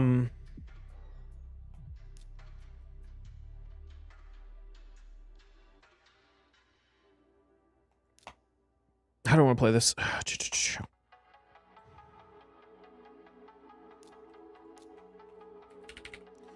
We gotta go Marius.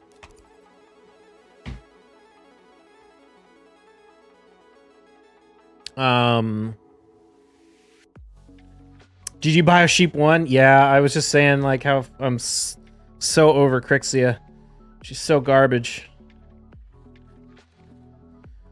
Just need to use them in the right conditions. Well, the thing about Gizmak is, and why I'm willing to tolerate Gizmak more than Crixia, is Gizmak solves problems that no other champion in the game can solve like Gizmak can. When you're going up against a stone skin, let's see, how do we want to play this? Oof, oof, oof, oof. You're a toughie. Okay, I think our best shots.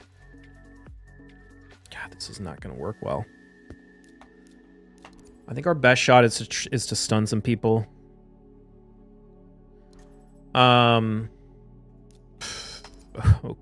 Okay.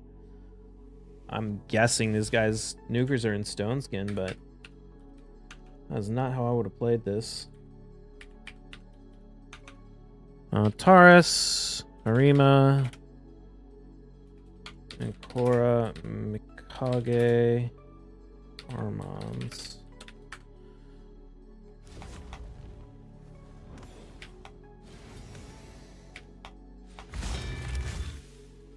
I don't think I want to use the nuke here.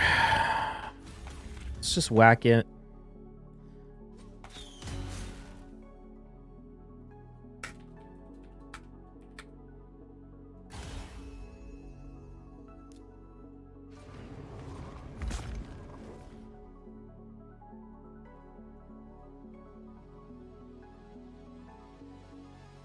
I have 3 Crixias. I love her. I have super high resistance and don't use her in all battles. Out of curiosity, like, how high ranked are you? Because it's a different story in lower end where everyone's not running 6-star polymorph. I think when the 6-star polymorph is relatively uncommon, Crixia can do a better job because she's typically built with resistance, so she has a reasonably high probability of not getting polymorphed. But when you're fighting people who are running 6-star, it's a different story. I think he's locked out for one more turn. I certainly hope so. Nope. Damn it. Well, at least she pulled off the revive on Arbiter, but I think... Oh, wait! Can we get... Oh, Stultus, you're a god. You're a god. Stultus is the best champion in the friggin' world. I love you, my man. I want to save this revive. I guess we'll put this here.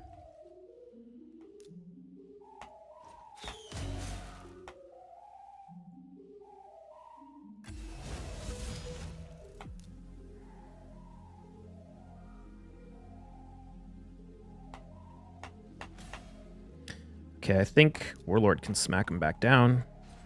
Oh, Warlord, you're a god too. I love you. Full turn meter depletion. Let's take out the Mikage. I think she's actually a bigger threat than the Warlord. Or than the Taurus. Oh, yes. I love you all. You're my favorites. I like Harima versus Stultus. Start with the defense drop on him. Oh, I feel the other way around. I like Stultus for Harima.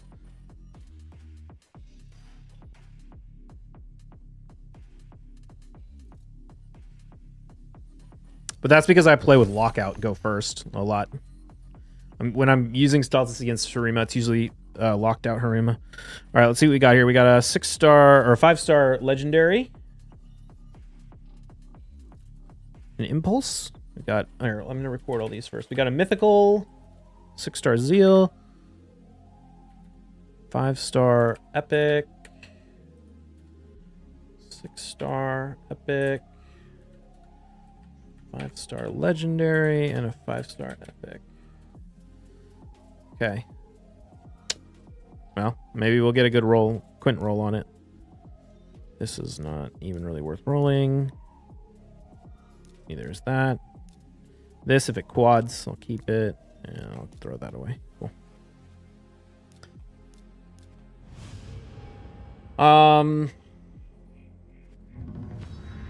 Do you ever use any impulse gear? Not really. None of my major nukers are using impulse. Like, obviously, I would. It's the best set for go first champions, but you have to actually have good rolls. Like, I need like triple rolls and quad rolls. I just haven't gotten it yet. I use it in some like random characters, like PvE characters. Would I use Harima in my go first strat? I would use Armon's Kaja, Warlord, Harima, Marius in some fights, especially fights with Wukongs or Siegfrieds in them. Just pulled the Crixia and I have a 6-star soul, but I just witnessed your endless rage on how your losses are because of her weak hits. I'm obviously far below you in Live Arena. I think she might be better in lower Live Arena where you can get away with less polymorph because you build Crixia with resistance. Oh, this player runs Manaya and Coronar. So I might have to be, and Hegemon. I probably just tank the Hegemon though. Anyway, what was I saying? Oh, yeah, against lower level players, you can resist the polymorph with a high resist Crixia, which you're going to build her with like 500 resistance anyway, because that's where she gets accuracy for her resistance and she gets speed for her resistance. Up to 500 in the case of speed. So it's finer. I think it's better at lower levels, although you can still weak hit. If it wasn't for the Armon's meta, she would be a little bit better. The big problem is in the Armon's meta, we can probably just ban the Hegemon. In the Armon's meta, she weak hits Armon's all the time. Oh, interesting choice. You ban the Kaja. My Armon's is fast. He doesn't have 6-star intimidating presence. I do, and he doesn't have a good speed aura. He only has Ankora speed aura, so there's almost no way this is going to actually get him to go first. Could get polyed, but let's just not even use that yet.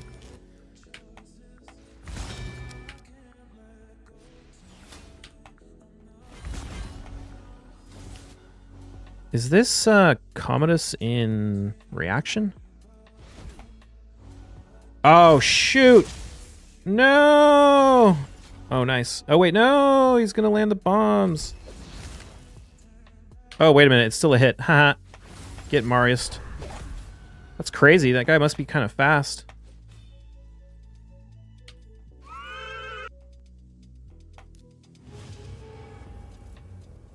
You're in gold 3? Oh, yeah, I'm sure you'll be fine in gold 3. Low gold 3 is fine. High gold 3 starts to get a bit iffy. Did you book Mez Form 2? I haven't even booked Form 1. I've only had one legendary book, or one mythical book since I got her.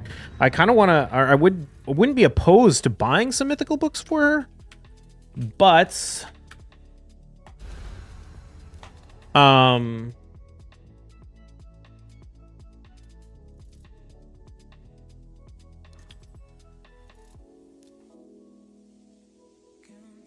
trying to do.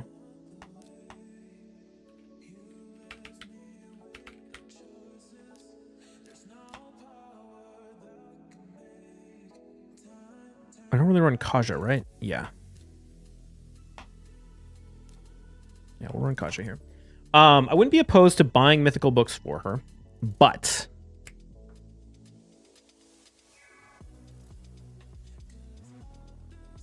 there haven't been any that aren't like insanely expensive. Wish they would add a pre-ban 5 champs. 5 champ pre-ban? That's way too many.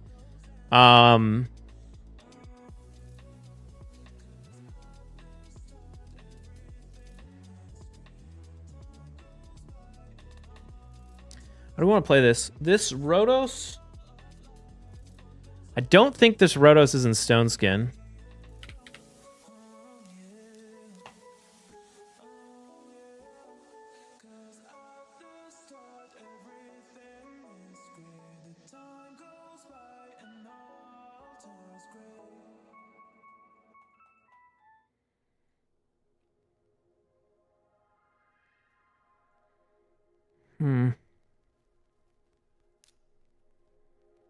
I mean, we could just bomb it.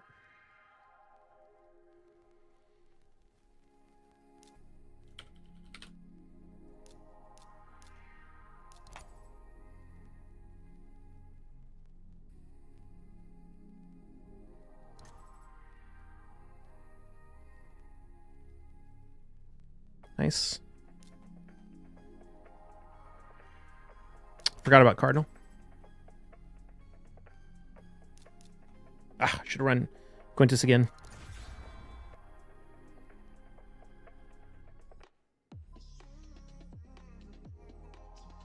Totally forgot about this Cardinal thing. UFO is such an interesting player. He uses like really unique strats. Damn it. If we didn't get polyed there, we would have been okay, I think. But unfortunately we did. So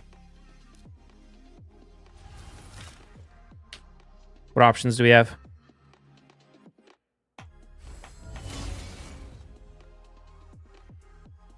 I should just rank Quintus. Especially since the Rotos isn't even in Stone Skin.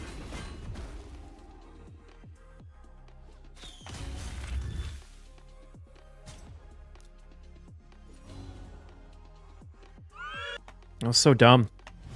So dumb. I knew he ran Cardinal too, and I don't know why I didn't just fucking.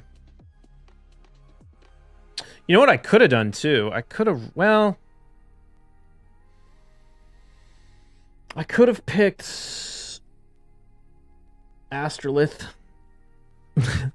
which is ironic because he's known for using Astrolith all the time. But I could have totally picked Astrolith. Why you go for Nishak, not Shazar? Is there a reason for it? Not particularly in that fight.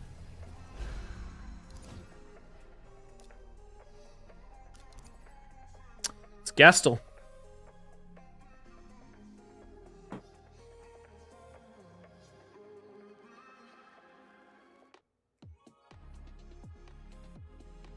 Sixar should not guarantee no accuracy needed to more problematic. It is a more problematic set of bonus. Yeah.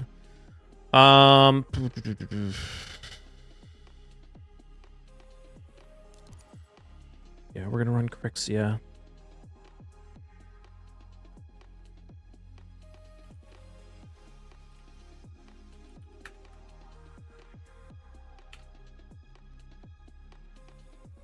This could be a problem actually because he blends so much stone skin. Or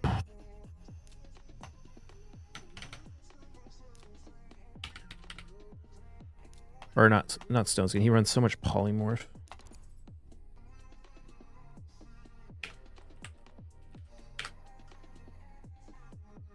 He's got literally like 6-star polymorph on everything.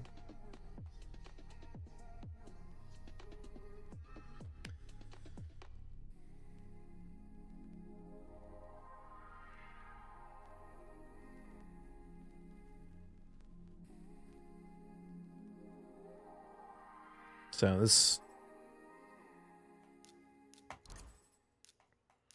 is just going to come down to whether Crixia polymorphs or not. I don't think his Hegemon can really be a threat. Could lock out my stuff.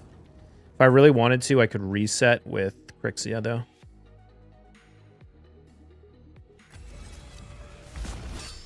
Yeah, it doesn't even land the lockout. Oh, but he does land it. Oh, okay, but it didn't matter. I was gonna say he landed it on.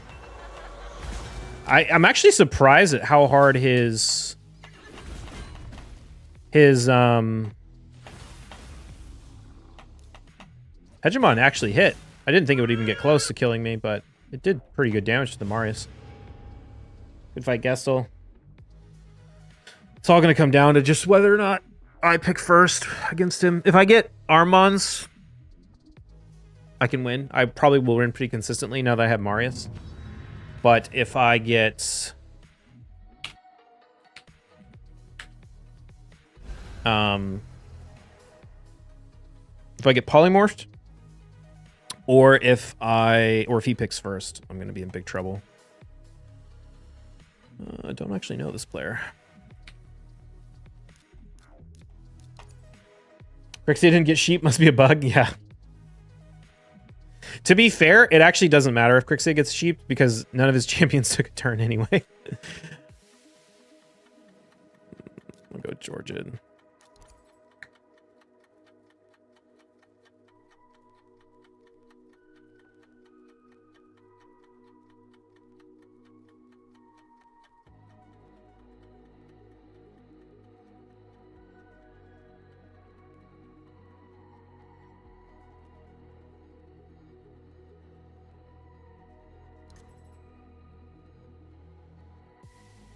Interesting. Okay. I'm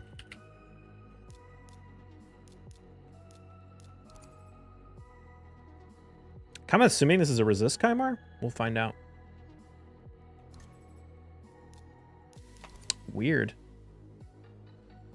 I guess that's fine. You know, actually, this could be good. Depends on if this Kymar resists my Warlord, and it depends on whether Georgia can hit hard enough. Okay, we're kind of fortunate in that he didn't. Oh, jeez. Oof, and he gets the instant kill. Okay, it's not the end of the world because Georgia will go before these nukers go. Hopefully that didn't reset him.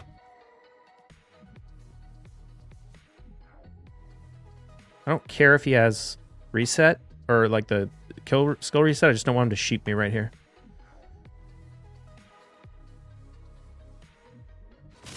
Oh, you bastard. God damn it, Ancora. That's game.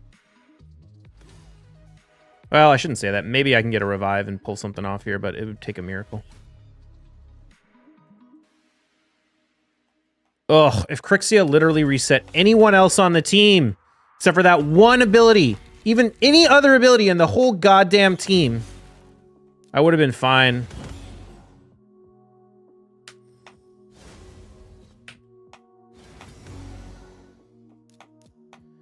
Skill reset had a turn meter boost. I don't even think a turn meter boost would have been enough. I was pretty far ahead.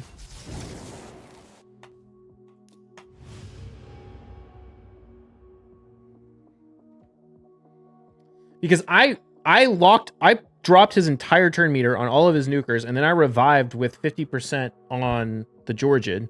So my Georgid was way ahead of his nukers in terms of turn meter. And it's only a 20% buff, and I would have had both of my supports almost certainly going. 100% they would have been going before his nukers. No shot, even with 20% buff. And then they could A1 Evil Eye the 2 nukers to push him back. And then I guarantee you Georgia goes, because Georgia's built way faster anyway. Any other ability in the whole goddamn team gets reset, and I think I win that fight.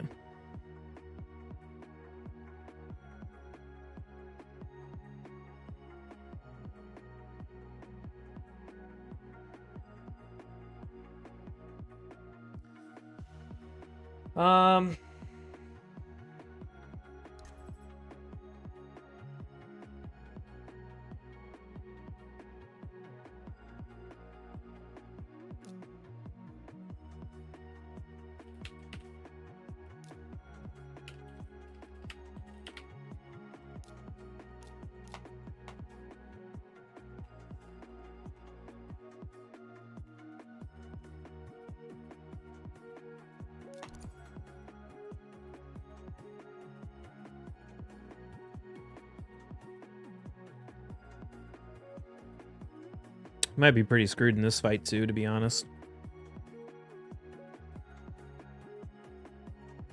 He's got Galathyr.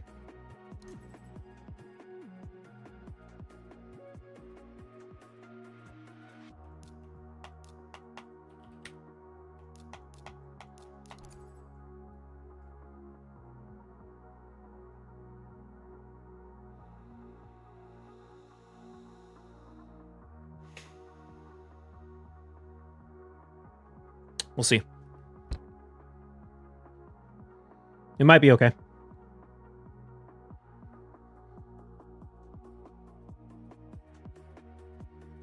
This Arbiter pick was not smart.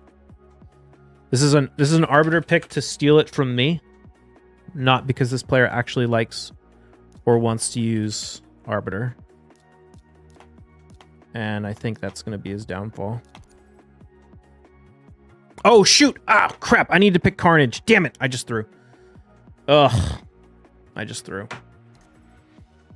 Oh, well, thanks. Thanks for saving me. Why would you ban Marius when I'm running Sulfurion?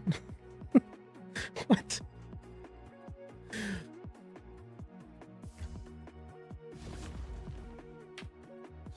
Look at how slow that Arbiter is.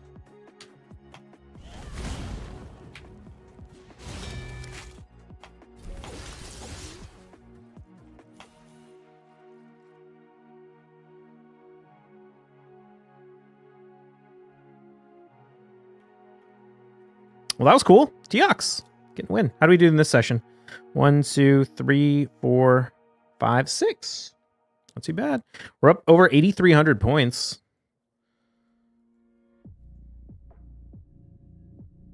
I just threw opponent immediately throws even harder.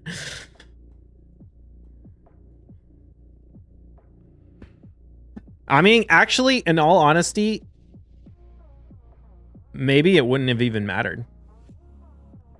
Because that Arbiter was super slow. That Arbiter was purely a, haha, I'm going to steal your Arbiter. Not an actual, like, I have this Arbiter well built and I want to use it. He had a non-Stone Skin Arbiter that was significantly slower than the Armons. It could have been in reaction and been a Revive Arbiter, but even still, why would you pick a Revive Arbiter, a slow Revive Arbiter, into a lockout team? I think it was purely just trying to steal it from me. And ironically, it kind of forced me to pick something that was going to counter him anyway, because he ended up picking a bunch of Stone Skin champions and forcing me to pick Sulfurion. Not that I necessarily know he would force me to pick Sulfurion, but... Cool. All right. Can't complain. Pretty good. Pretty good. We're up way... I can't remember what we started this session at, but I feel like it was like 8290, 8285, something like that. So we gained almost 30 points.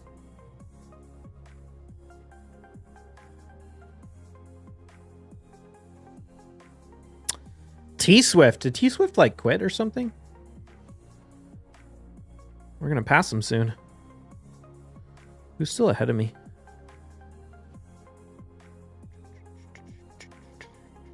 Oh man, John 316 has been shooting up recently. Guy's a pain.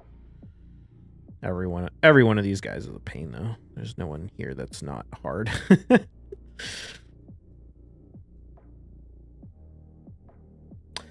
Admire you not 5 and 6 star polymorphing all your champions. I try to do the same, mixing the other blessings, rely on skill and EXP instead of RNG. Do you have any general advice? Well, it's a lot easier to not rely on polymorph when you're super fast. Because polymorph is a lot strong. Like, part of the reason I don't run polymorph is it's a lot stronger in go second teams than it is in go first teams. And I run go first teams like 98% of the time. The Supersonic 9-piece work with the Androck passive with turn meter boost. So that would be so good. Probably.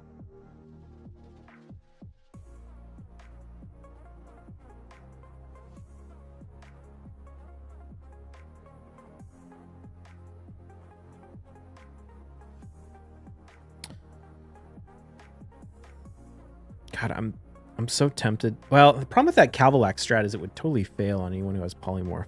But that is such a fun strat.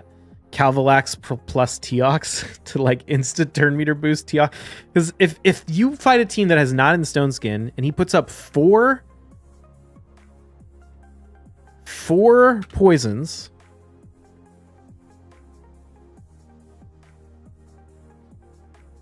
so that's 16 total poisons. And Teox gets a 5% turn meter boost for each. That's an 80% turn meter boost at the start of the fight with Teox. Oh my god, that sounds so fun. I need to do that. You could literally just like it would be like a hegemon style Teox. Oh shit, dude. I want to build that now. I need to look at Calvalax's kit. What's the rest of his kit do? Is any of it good? Oh my god, you know what would be the most troll team ever? Calvalax, Teox, and then like a super fast Zavia? And activate all those poisons? And insta-kill people? Oh dude, that would be so fun. Okay. What does Teox have in his, what does Calvalax have in his kit? He's a Night Rev, right? Can we make his other parts?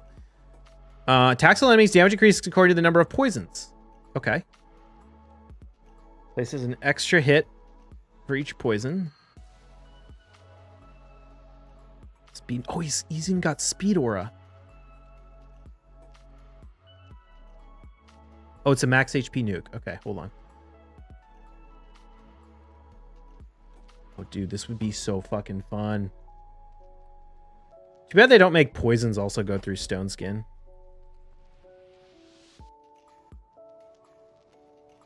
Chigurh isn't better? What does Chigurh do? Where's Chigurh? I don't remember him doing anything at the start of the turn.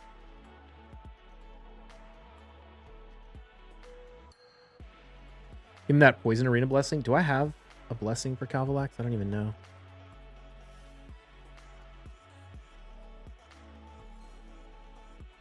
No.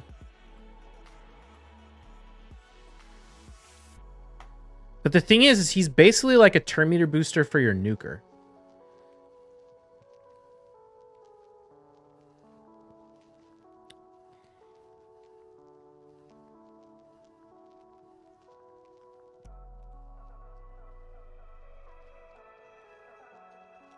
Oh, Chigurh is lizards? I don't have sugar, so. Instantly attacks enemies with the default skill whenever they receive damage from poison debuffs placed by this champion. No. Attacks enemies, persist enemy with poison, second has poison, attacks enemy, attacks enemy. No, so the thing that makes Teox so strong is this passive, right? Fills this champion's turn meter by 5% whenever an enemy or an ally receives a buff. So you put Teox and Calvalax in a team together. And then Calvalax activates this passive, which gives Teox like an 80% turn meter boost at the start of the fight if no one's in Stone Skin. And then Teox will literally instantly take a turn and like nuke the enemy. Put Gerda Brogbeer in there, you need more turn meter? I don't even know if you need the turn meter. I guess you would only need more turn meter if they're in Stone Skin. Tried him with Teox, Lazarius, and Ramontu, swapped him for Pythion. Tried him with Teox, Lazarius, and Ramontu, swapped him for Pythion.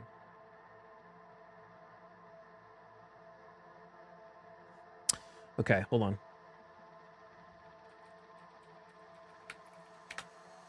What are the multipliers on this Calvalax ability?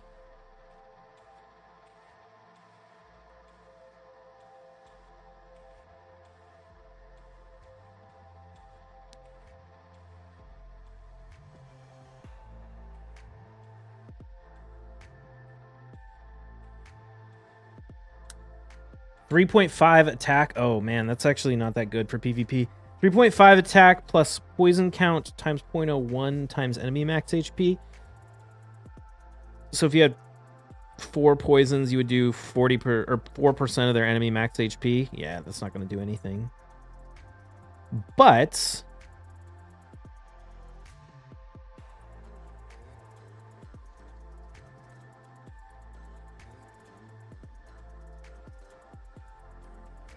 when it says at the start of each turn, does it mean each of his turns or each of any champion's turns?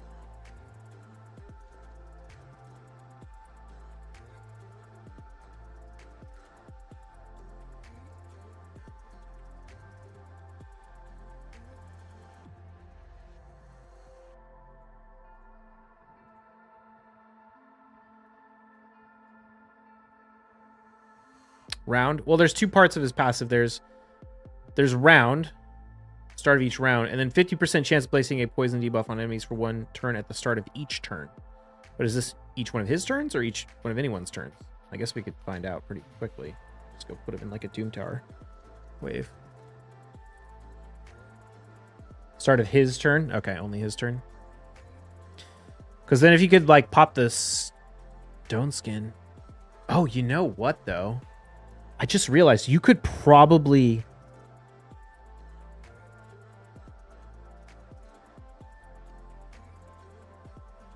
Only his turn. Okay. You could probably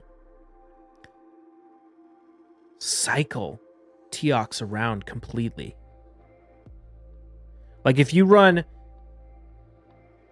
like Sulfurion, Teox, Chigurh, or Calvalax, and a turn meter booster, and you tune it in such a way that the Teox goes first, then the Arbiter boosts, and then the Sulfurion turn meter boosts again. You could like literally like get Teox to like completely cycle around.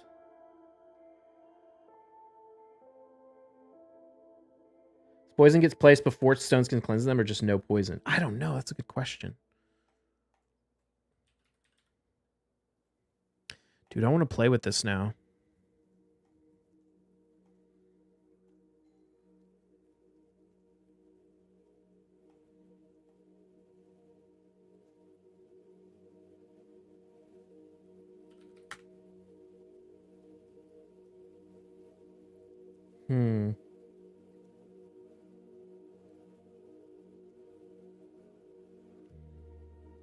I have to think about that.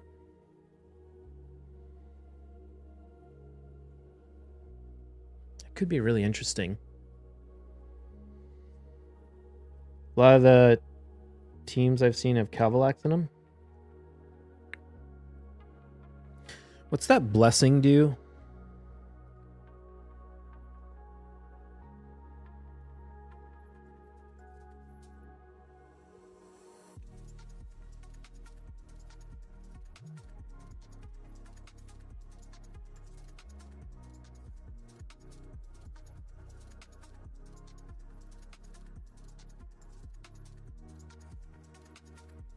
Sunskins first.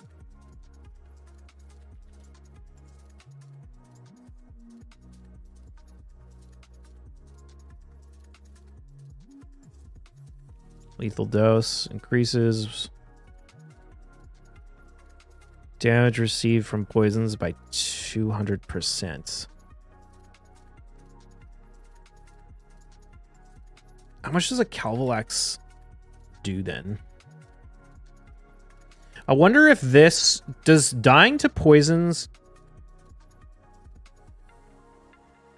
activate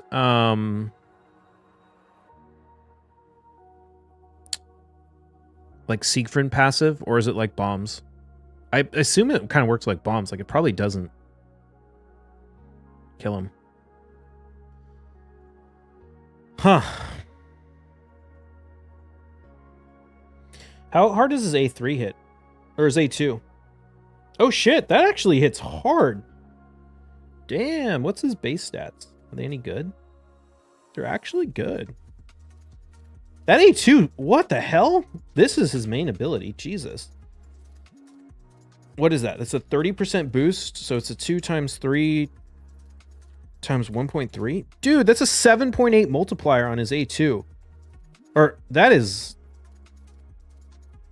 As long as they have the poisons. That is a solid smack. Why do they have it graded as weak? They must be assuming you're not getting the poisons?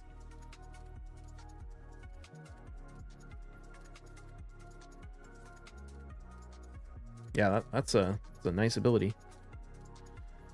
All right, we're going to go put this in the small window and play some BDO. We can keep talking about Raid.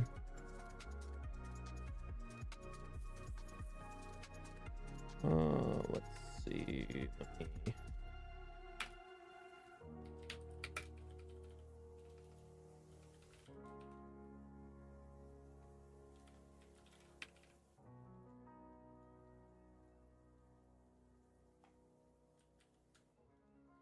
Let me... Necmo is a good turn meter booster for Lizardman. Yeah, I wish I had him. I don't, unfortunately.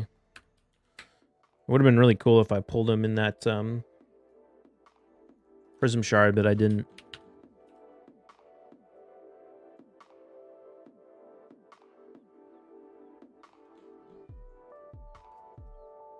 Should ignore defense for each poison, then it would be godlike.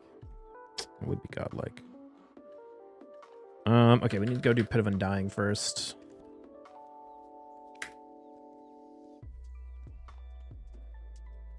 Speed aura and debuffs with extra turn, decreasing enemy turn meter.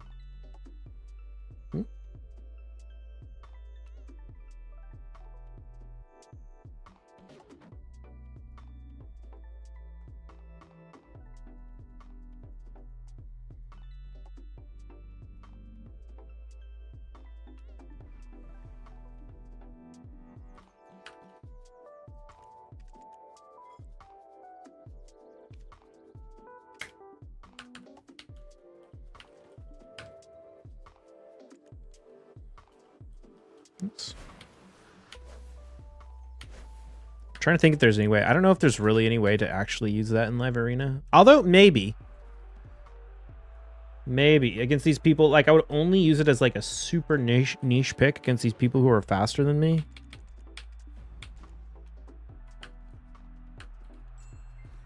But it could be fun.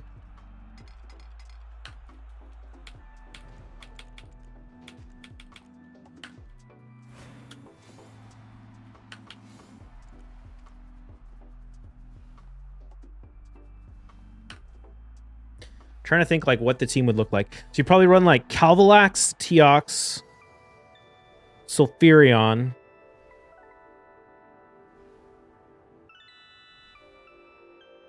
Yeah, you could run Calvalax, Teox, Sulfurion, Warlord. And then you could, yeah, and then you could run another nuker. Talk about Rabel playing BDO? Yeah, we can talk about, I'm not particular, like we can talk about whatever game, regardless of what's happening on the screen.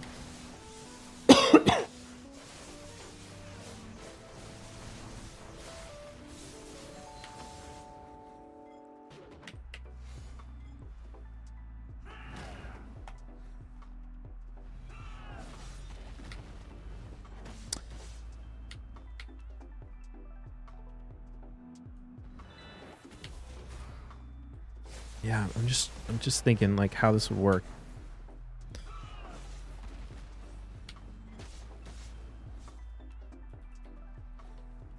Because you would definitely be able to get the Teox to go again before the enemy nukers.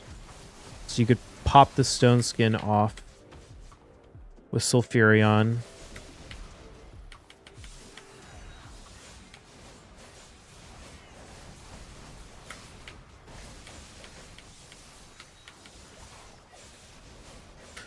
I guess you could run into problems if they ban the Calvalax, though. So it'd have to be like Kaja, Calvalax, Teox, Warlord, Sulfurion. And then if they ban the... If they ban the Teox, then you kind of just lose because the Calvalax isn't going to do enough damage. Yeah, I'm not sure if there's a way to actually make this work in Live Arena. You married? Yeah. My Armon's at 380 speed. Do you think that's sufficient or should be running with boosters? It depends on what level you're at. That would not be anywhere close to sufficient for like top 100 Live Arena. You could run them in Stone Skin with that speed, but not in... No Lazarius? Nope, no Lazarius. No Necmo. Seems like the downside, a lot of stuff, and there's that Live Arena, they can ban one person, the key to your strategy, and it's over. Yeah, I mean, Armon's kind of helps with that, because if you get Armon's picked, they kind of have to ban Armon's. Otherwise, it's like, oh, I'm going to mess up your strategy. And it's like, okay, well, Armon's will just solo your entire team then.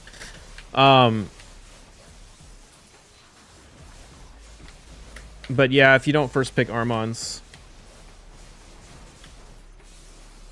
it's harder to run these like complicated teams that require multiple components. But you can still do it sometimes even with lockout too. Like if it's like, okay, your options are either mess up my strategy or have all your champions get locked out. Aren't first picked, you lose. I wouldn't say it's that extreme, but ever since they added Armons to the game, picking first is a massive advantage, yeah. It didn't used to be like that. It used to be that picking first like was kind of neutral. But with Armons in the game, it's a huge advantage. Because literally I mean, like, if someone doesn't pick Armons at the beginning of the fight, you're like, what the heck? What's this person doing? What a weirdo. Like, even the best players in the game all pick Armons as the opening pick.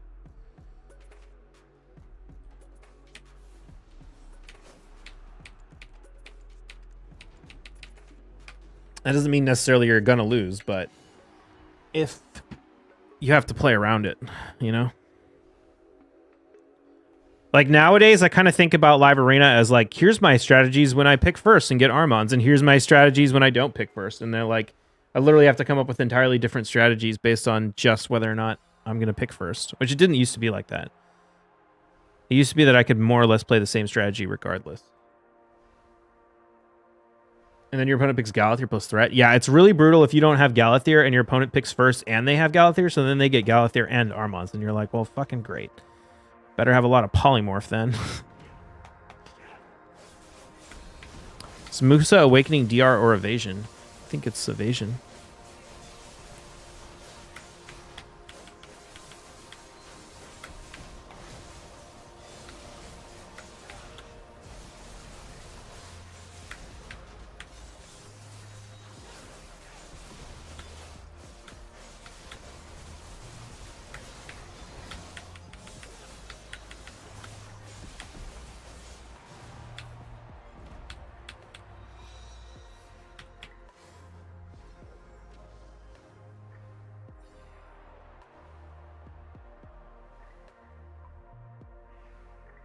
So salty about y'all kicking our ass in Siege.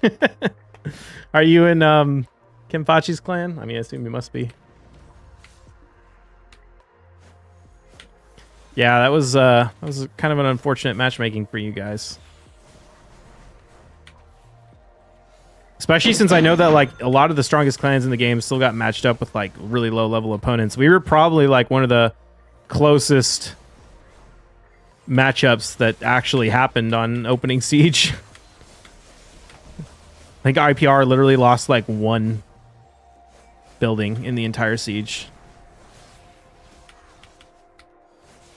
Kuniva, thank you for the follow.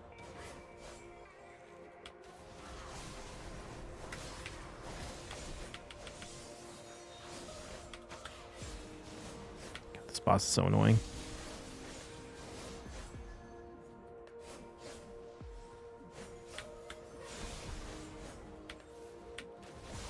Come on, do your long animation. Let me get some damage.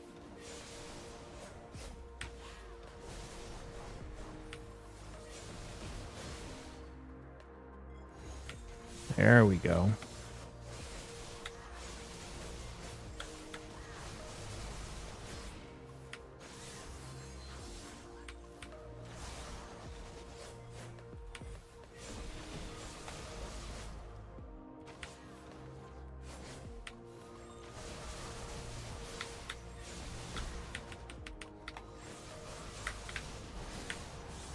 Should enhance my Tet Blackstar to pen, or is it not worth it anymore? Or should I buy it? I definitely would not enhance a pen Blackstar. No. Have you seen the prices?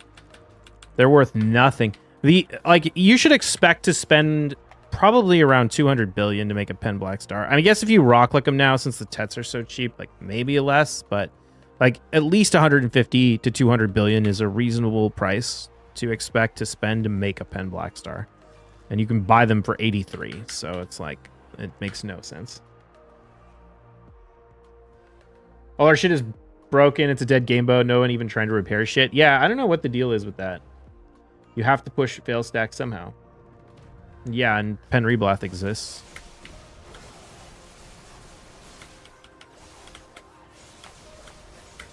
You don't have to push fail stacks either, because there's almost nothing that's actually worth enhancing in the first place. But if you really do want to make a fail stack, you should just make it with reblath.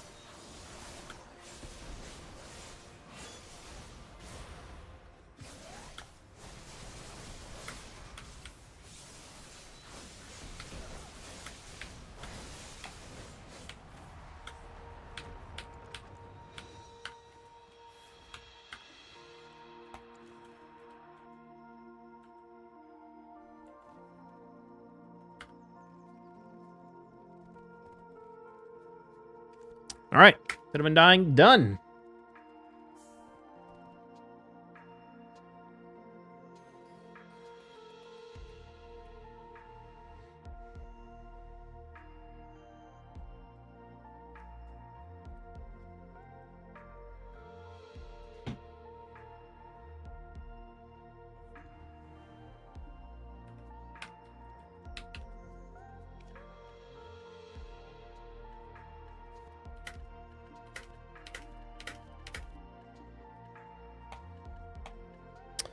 Okay.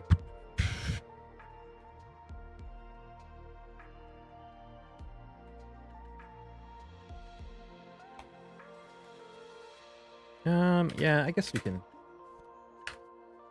go make some try accessories. Come on, game. How many 110 sacks do I have? Should we make a Tet Disto or Tet Debo real quick? Yeah, let's do it.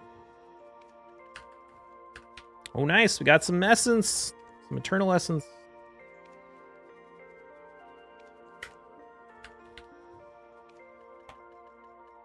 All right, chat, what do you think? Are we going to get a Tet Debo or are we going to downgrade it? Oops. Let's do a bet.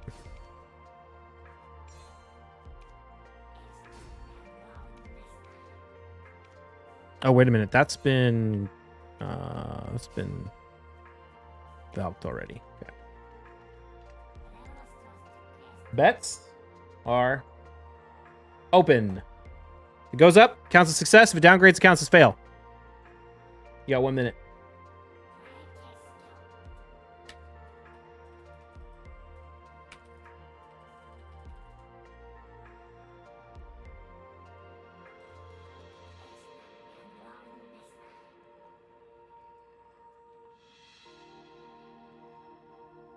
Mm-hmm.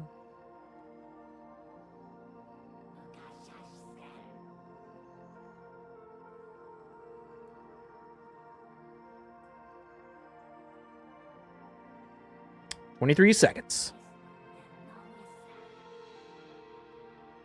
Probably most of you are still raid people, so. I don't know anything about BDO, I'm just vibing. Yeah, that's kind of what I figured.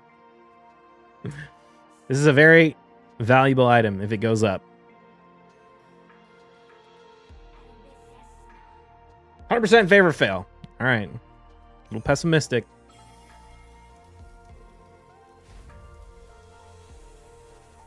Oh, one tap. Hell yeah. Turning my Debo RNG around. That's what we want to see. For those non-BDO players, this item probably costs about, what do you think, 40 hours worth of grinding to get? Better odds than raid.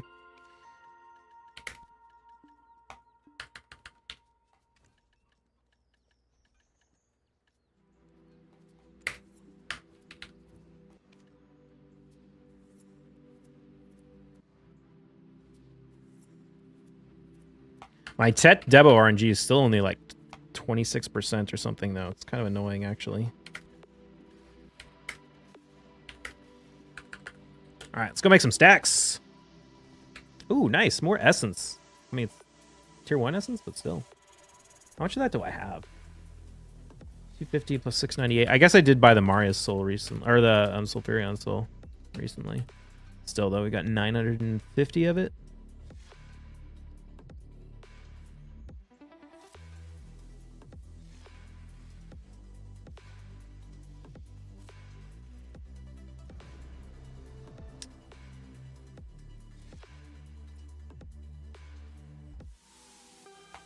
Go run some Curse City. Kind of just cleaning up the rest of Curse City. You do naughty things for 950 tier 1 essence. I need the tier 2 essence. I mean, tier 1's nice, but I don't really have that many champions that need silver. I need gold. I guess, I mean, I have Marius. I need Sulfurion, Marius, Teox. Those are kind of the only ones.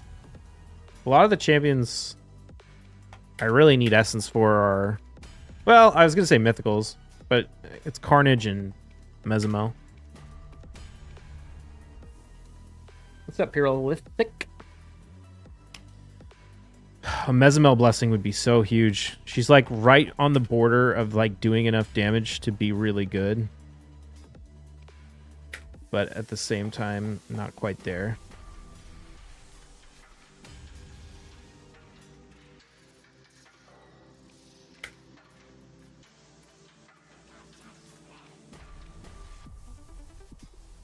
I don't enhance. Can I get any advice on what to do? Well, what are you trying to enhance? First thing I would say is that most things in the game are not really worth enhancing anymore, especially pen accessories. Then you need a good fail stacking system, which these days is mostly just using Reblath or Militia. Yeah, I don't know. It depends on how sweaty you want to get.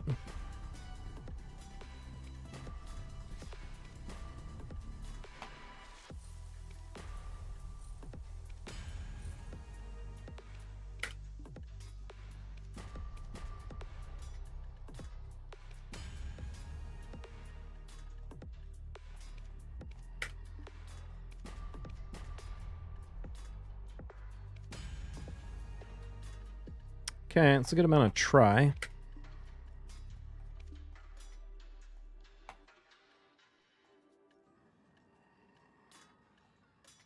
know what? Let's go run Faction Wars first. That's more fun. I want to get that Want to check for our glyphs.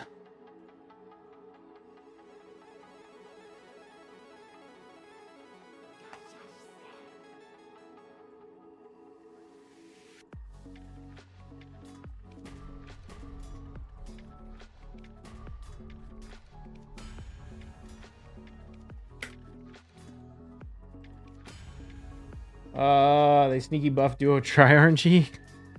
Doubt it. Full duo armor. Is it worth it to sweat it to get Tet? Like boss armor? No, I would try. I mean, don't you get like basically the equivalent of Tet boss armor from Seasons?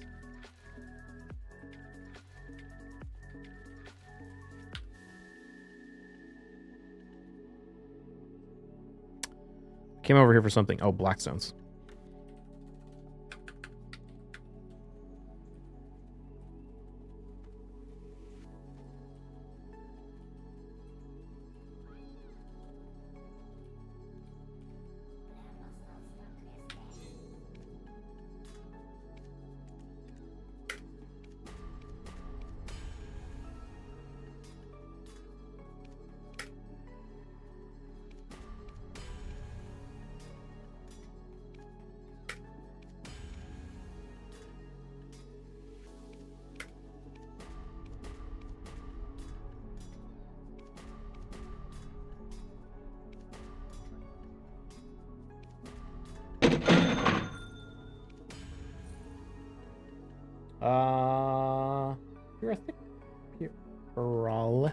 Paralytic?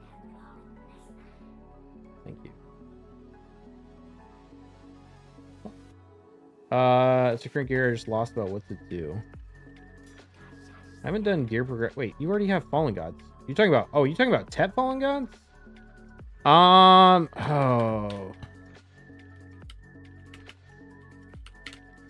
What are they going for these days? Honestly, if they're selling for 160, you're probably better off buying them. I don't know. I'd have to do the math. Maybe if you do it super efficiently, you'll come out ahead. But honestly, with the increase to Cronstone prices, like these things are super expensive to make.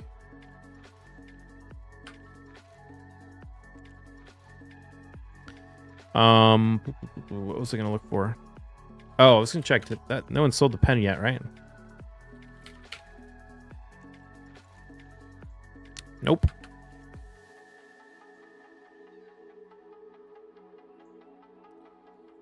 Damn, no lifts from Banner Lords. Let's try Orcs.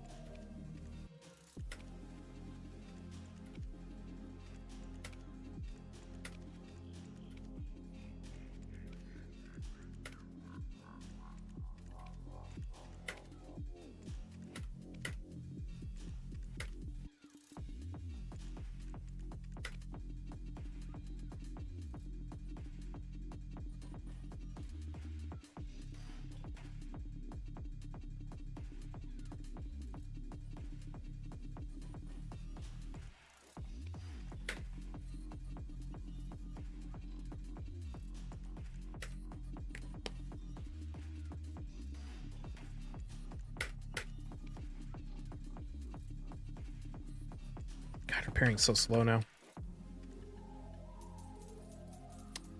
Heading out, Leadfoot. Have a good one. I'll see you later.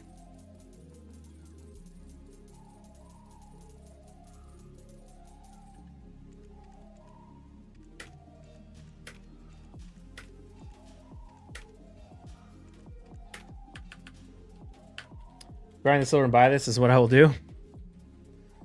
Yeah, honestly, that's probably what I would recommend.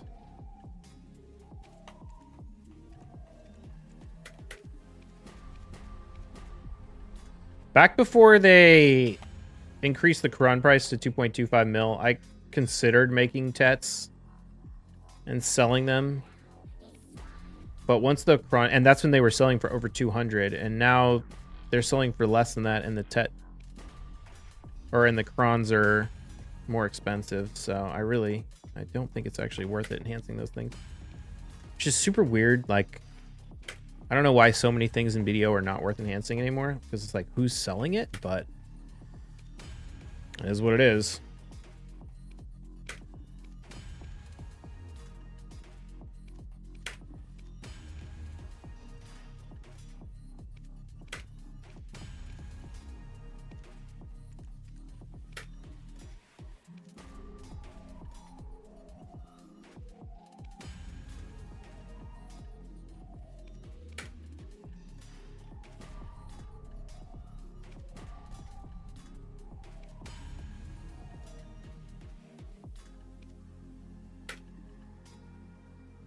Try armor worth making yourself?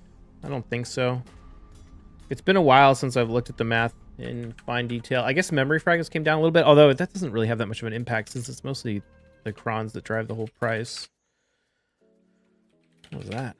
What the hell? Why is it auto changing that? 65 bill for a try?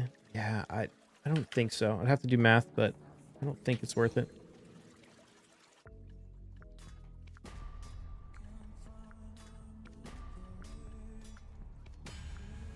And there's also like worth it if you make it under absolutely ideal conditions in the most optimal way. And then there's how most people are going to make it too, which, you know, they're not going to have perfect fail stacking setups and all that ready to go.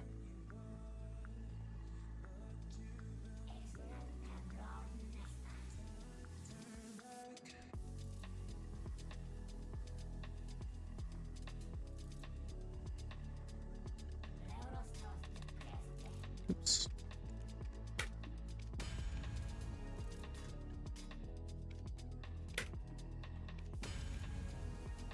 You've been selling base Fallen Gods? How are you doing that? Is that even worth it? I don't know how much Caphras are these days.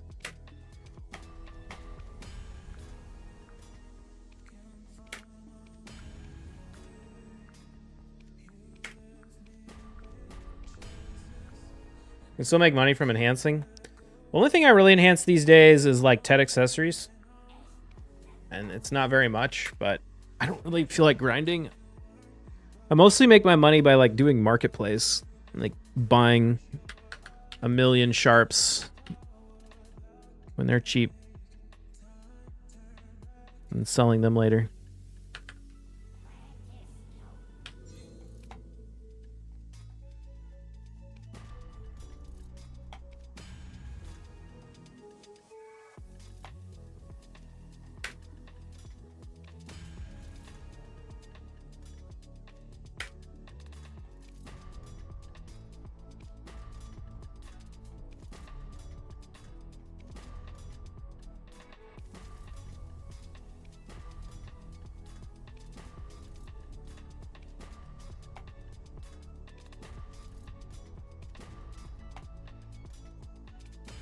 Oh, very last click Tet. Feels bad, man.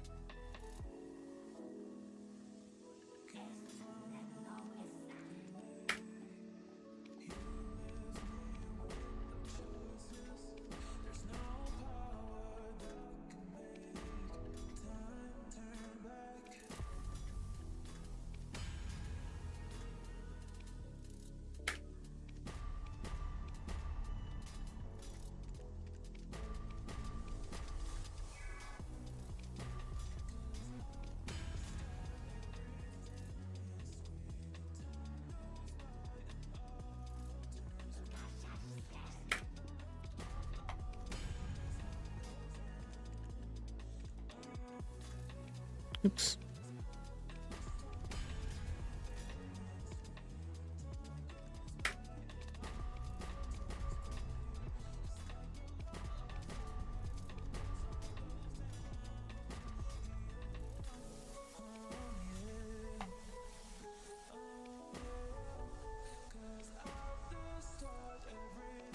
Come on, Black Spirit. You're killing me, dude. Alright.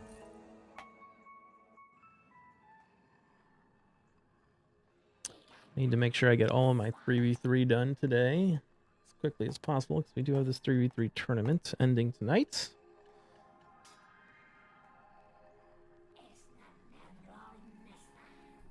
Oh good, I'm way ahead of number 2. Hopefully that works out in my favor.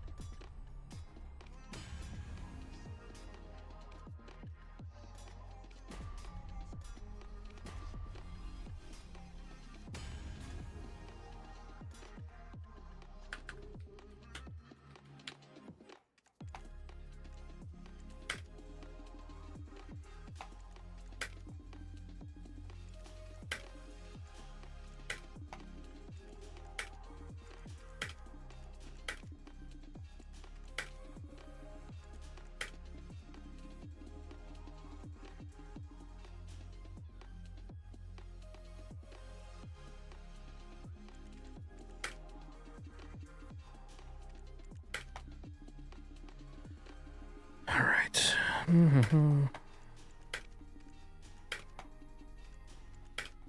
Okay, got all that repaired.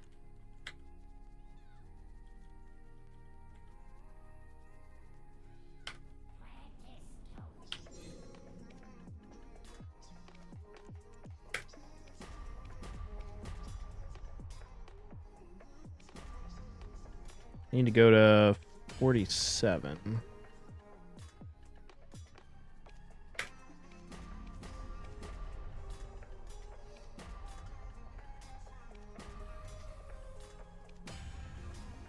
Nope.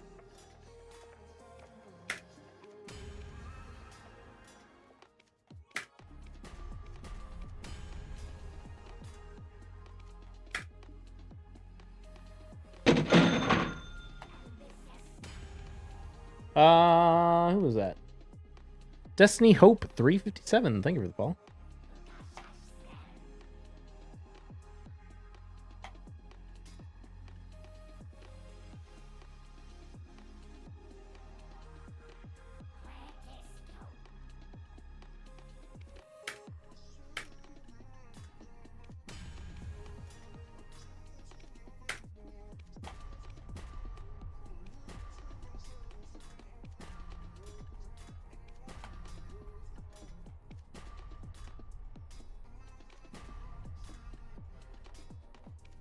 Okay.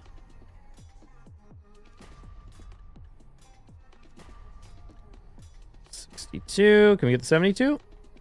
Yep. All right. Black Star? Yep, that's right. I'll take it. Could be worse.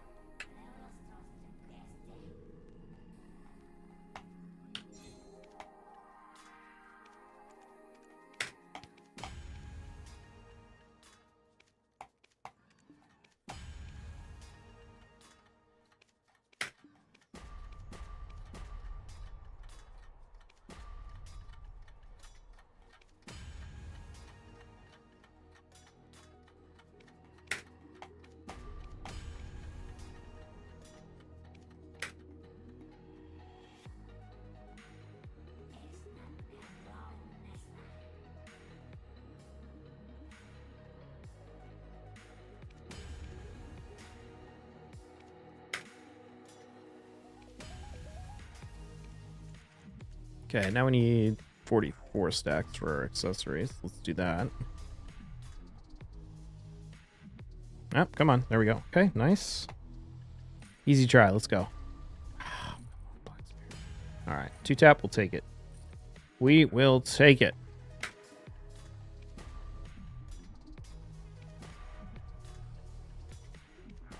Another 44 stack.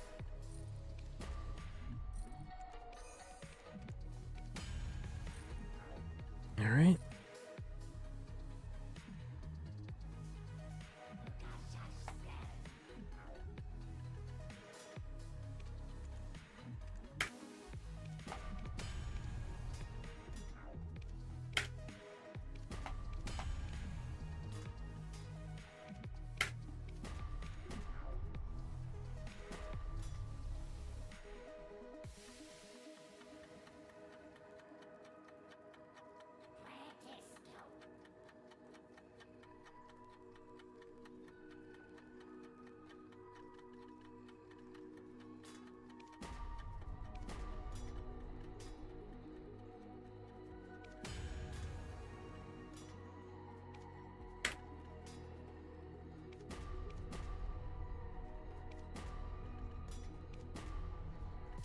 You know what? Let's just burn these. Oops.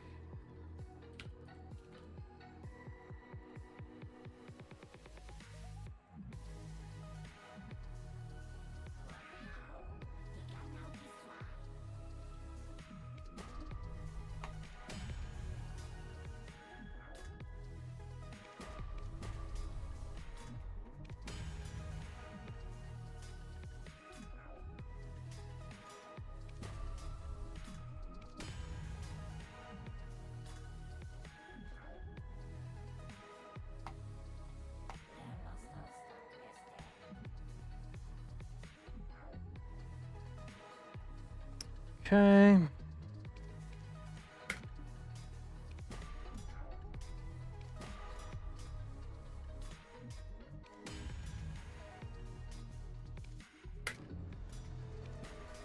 Time to burn try. Nope. Making more of it. All right.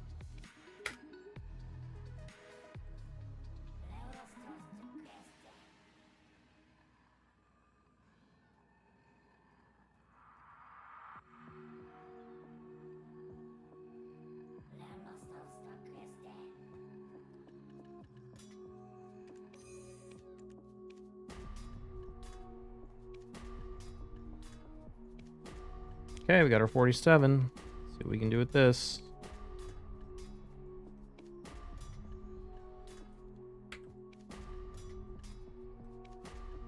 $72.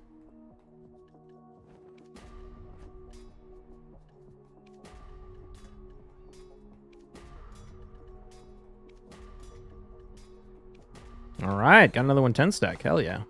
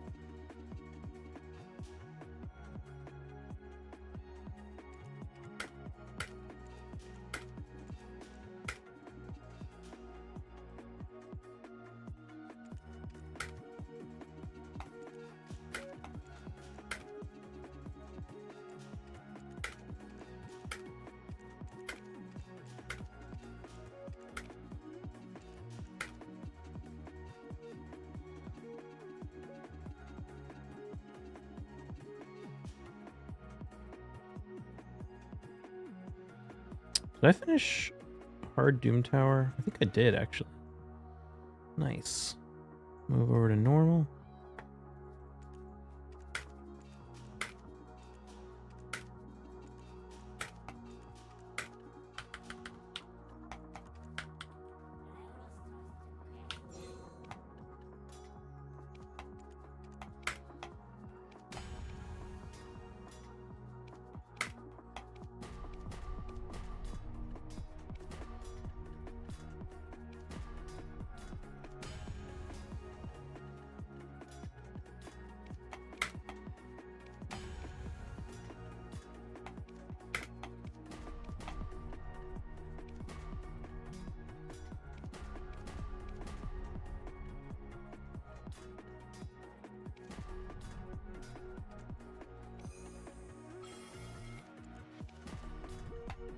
Okay, 44.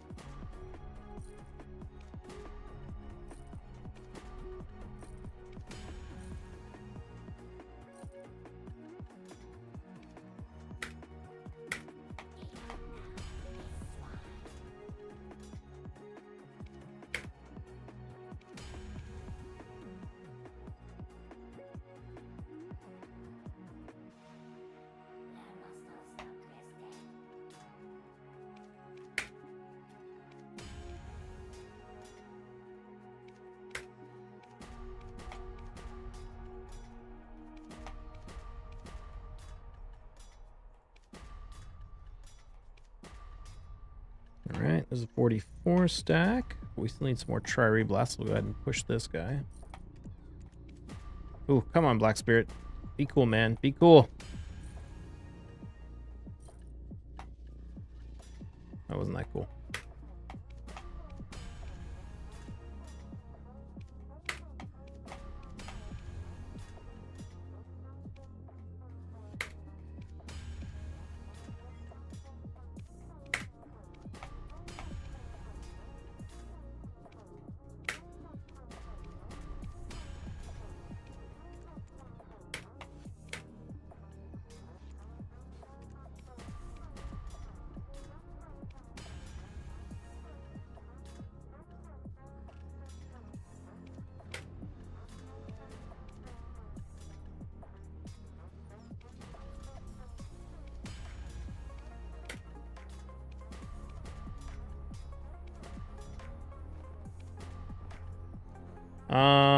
Yeah, I guess I'll make one more of these, although I kind of need to go burn try now. I was hoping we could get that without having to go back to storage. Unfortunate.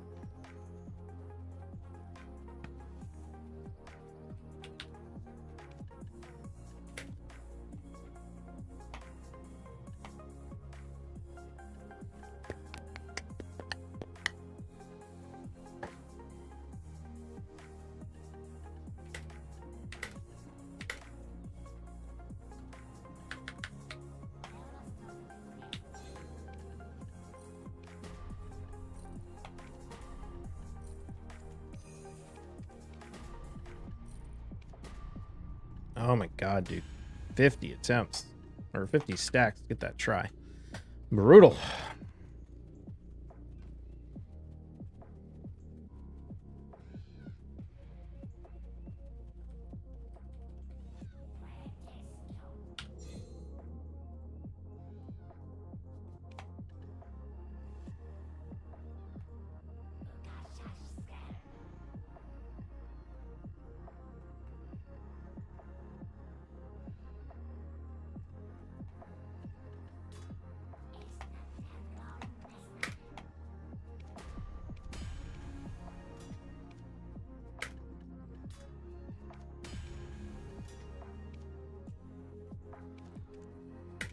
Right, so we'll go to 47, right? Yeah.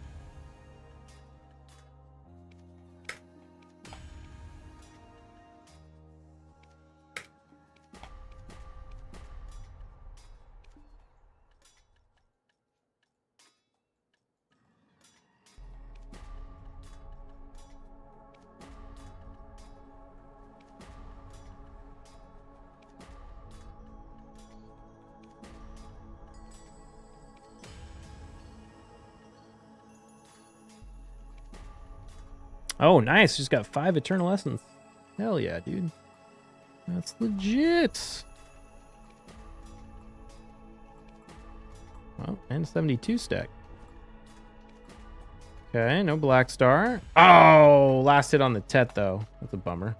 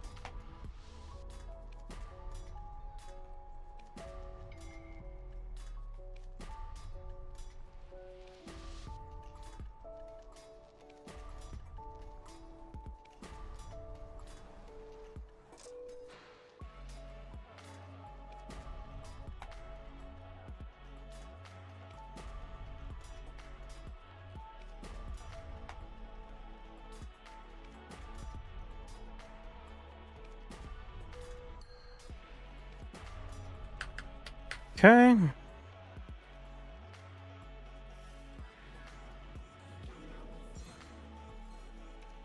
Oh, we need to burn this 110 stack now. All right, let's go make some set accessories then.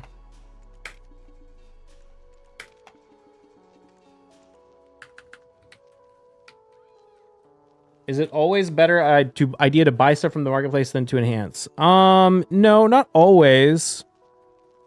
Recently, since the addition of like Debos, well, not the addition, I guess, but when they buffed Debos and made them like so much easier to get and all that, that's happened like a little while back. Caused basically all the pet accessory prices to crash super hard. So now pretty much all the accessories are better to buy. I guess Debos would be the exception. Like Debos are cheaper to make than buy. But obviously that's kind of a not direct comparison because you have to go out and grind to get the bases or, you know, be very patient. You can't just buy them whenever if you want to make it. Whereas you can buy like Tets pretty much anytime. So yeah, Debos are definitely cheaper to make. They might be the only thing right now, to be honest. Other than like low-level Tet accessories and stuff.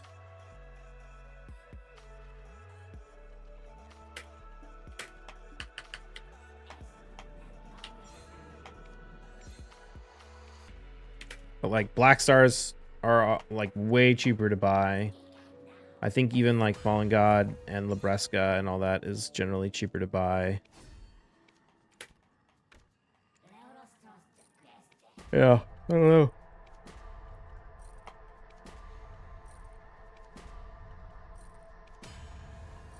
Okay. Let's make another one of these. I just want to burn these stacks.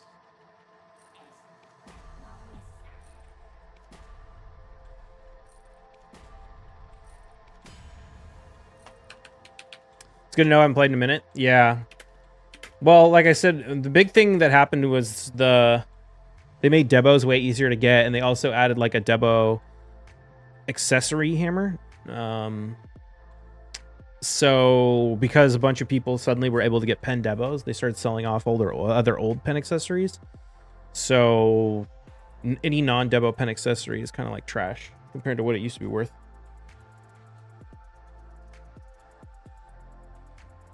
It's just all about Debos now.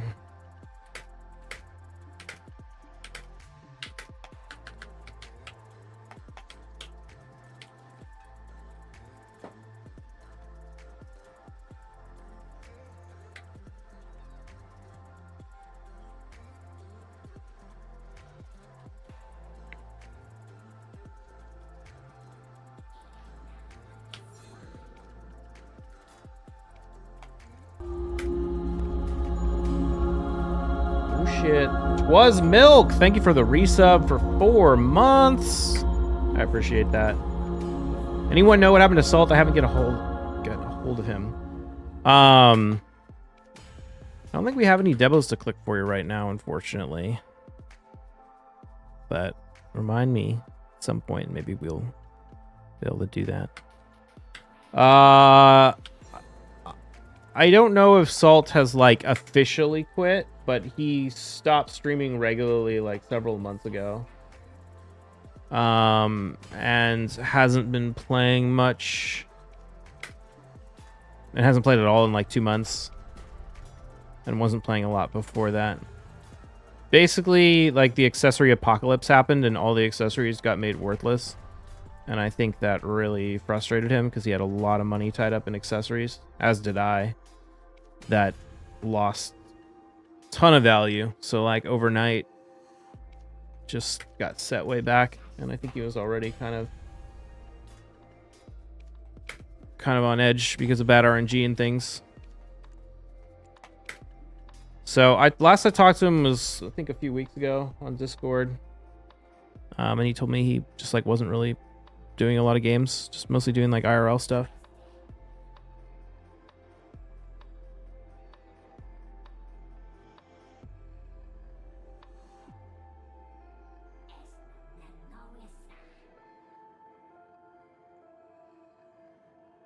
Oh, I just realized I messaged him on the wrong account.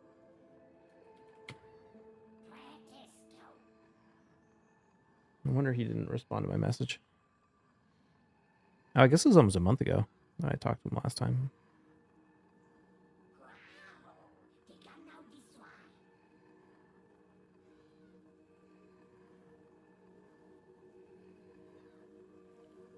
But yeah.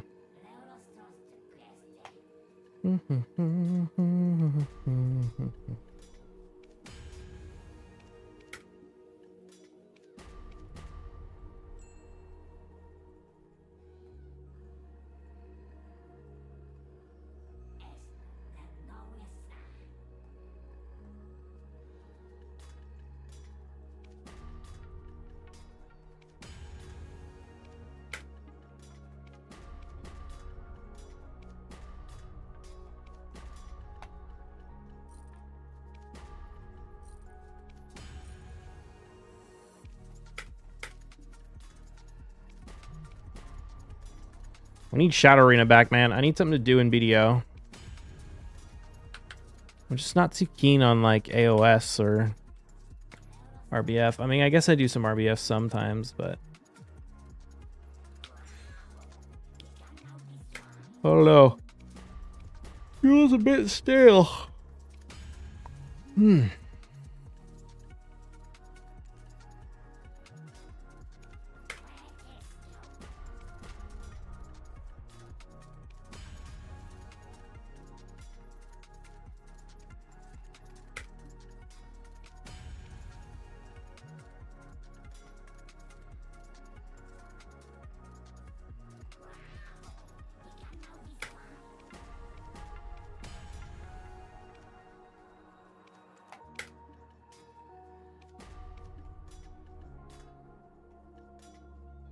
Nice Mezamel. What's up, Siggy?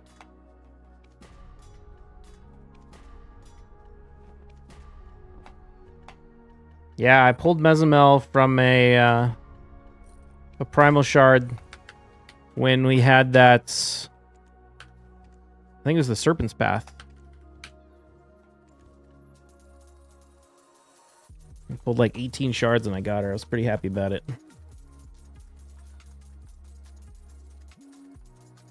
I think she might be my favorite of the mythicals I've got so far. So far I have Carnage, Androck, and 2 Crixias. And I'm pretty over Crixia. Because she's just polymorphed or weak hits and loses me fights like every time. And I think Carnage still has potential, but I think I need a blessing, like a high level blessing, to really get him in a good spot. And then Androck is just not that exciting.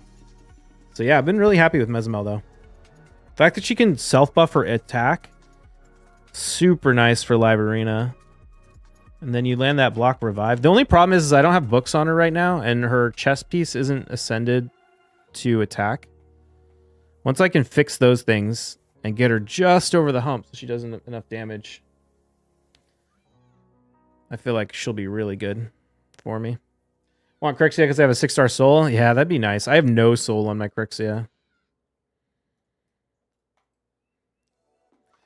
But what I did is I just put her in a stone skin build. And so now I can use her against people who try and run like Hegemon and things. Or use her as a cleanser in addition to lockout and like all that kind of stuff. But I'm using Warlord again as my main lockout.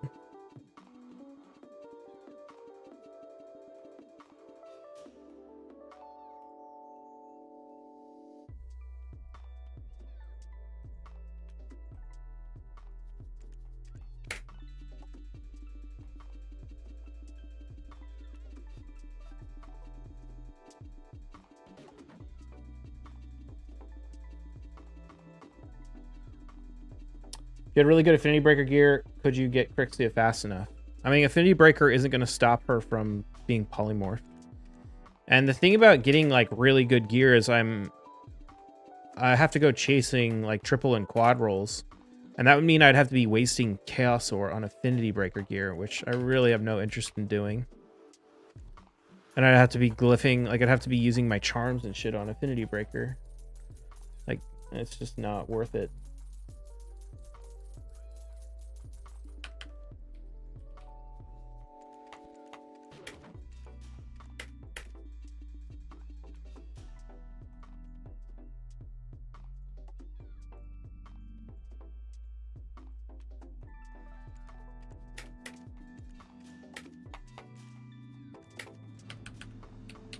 What's your net worth looking like right now? I haven't added it up in so long, to be honest.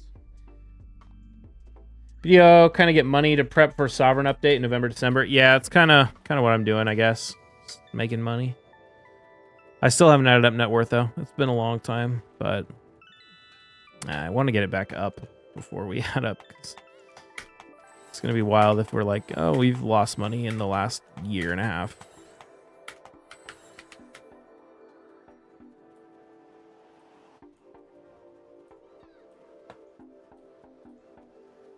Maybe after the next, like, increase in price for everything, and I can sell off a bunch of things and make a bunch of money that way. Like, I have a trill, or no, not a trill. I have almost 1 million. Actually, I have over 1 million sharps. So next time they go up, and I can, like, turn them all into concentrateds and sell them for a bunch of profit, and then we'll add up our net worth.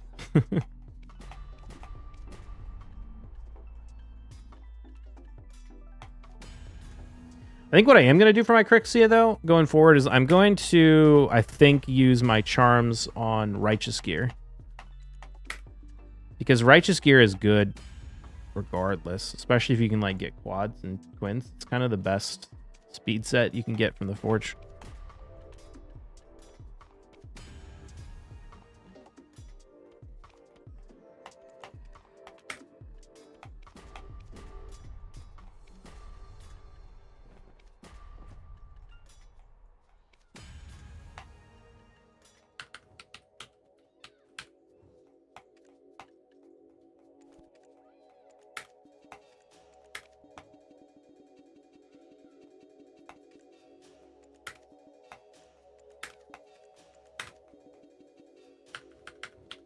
Oh, you know what I just realized might be a really good Doom Tower wave clear strategy is using Calvalax and Carnage. Because Carnage gets all of that bonus damage from the debuffs.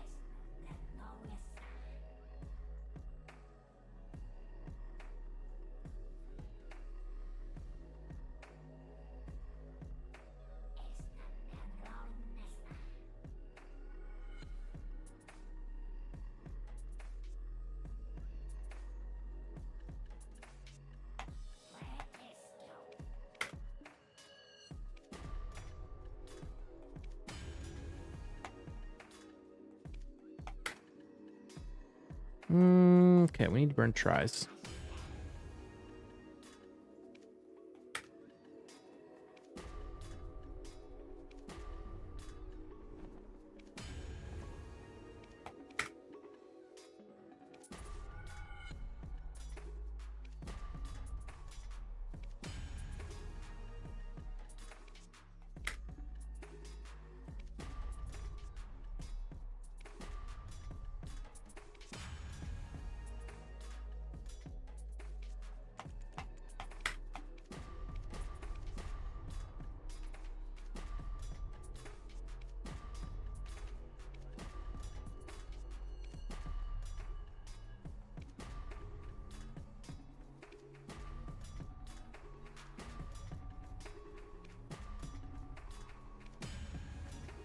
Okay.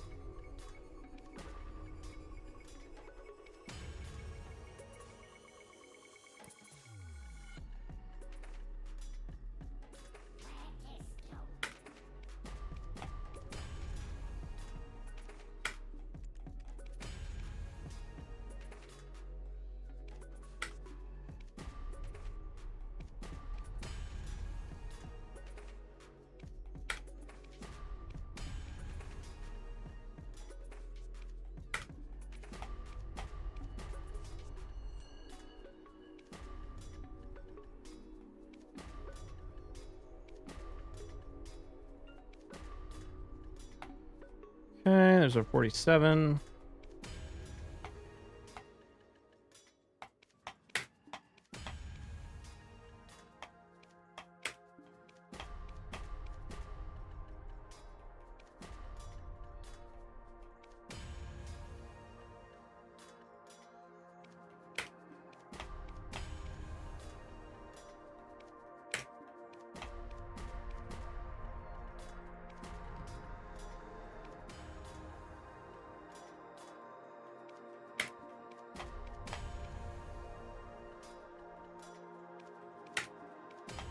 It's crazy to me that people are still crawling pen black star attempts. Yeah, dude, it's wild.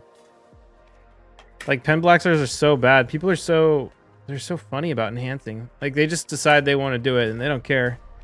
You're like, this is really, really inefficient. They're like, I want my name on it or whatever. I'm like, all right, I guess, whatever floats your boat. But yeah, it's crazy to me. Mess this stack up a little bit. Okay, well, it doesn't matter.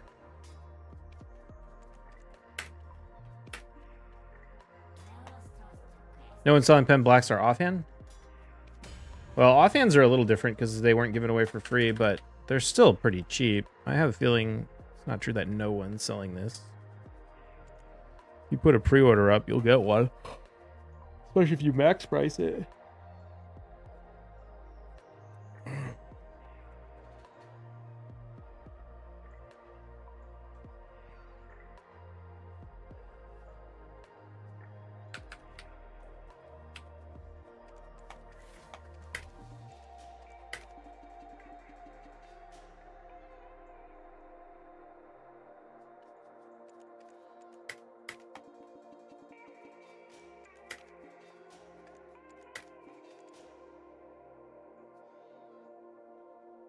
Do I just take all the Caffers out of my Kudum and buy the Black Star? I mean, you could. Or you could just use the Kudum. I don't know. I guess we're going to need... Well, we're still not sure, actually, how to get the two different flames that you need for the Kudum versus the Black Star when you're going for Sovereign. Actually, didn't they say there isn't going to be an offhand for Sovereign in the short run?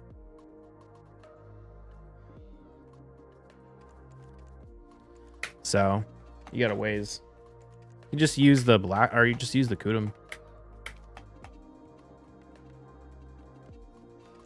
I guess if you only care about grinding, the Black Star gives you, what, 5 more monster AP?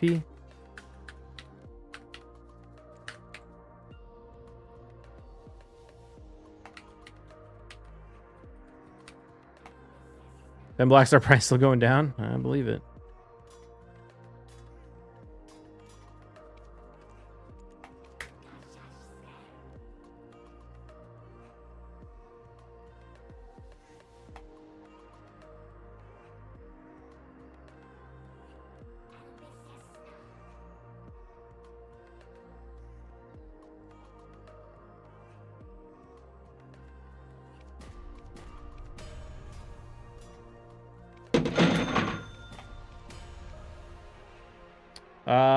Western, thank you for the follow.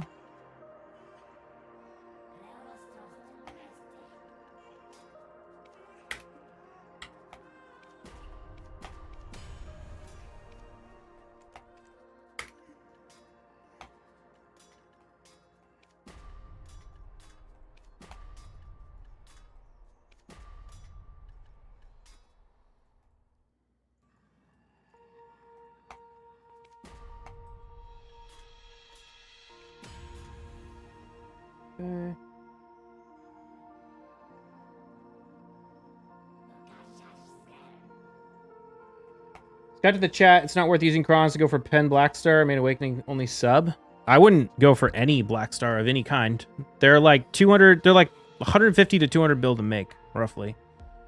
When you can buy the most expensive one for like 120 or less if you're patient. So it really doesn't make any sense to try and make one. Especially not Main Hand or Awakening, which are super cheap.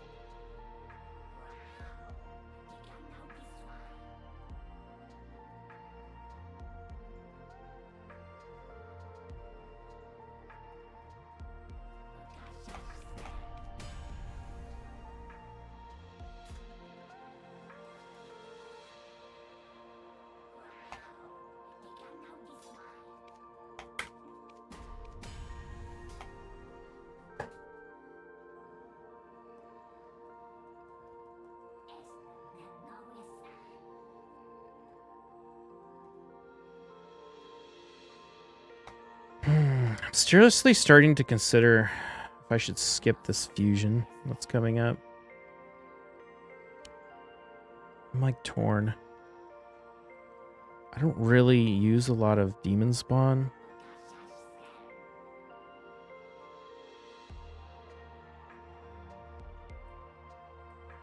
New players, worth at least throw some taps with the free crons over time. I think I'll be going for Devils for a long time. I mean, I think you'd be better off saving your crons for like Fallen God and Labresca and everything else. Like Blackstar is such a bad item to make. You're gonna need a lot of crons eventually, so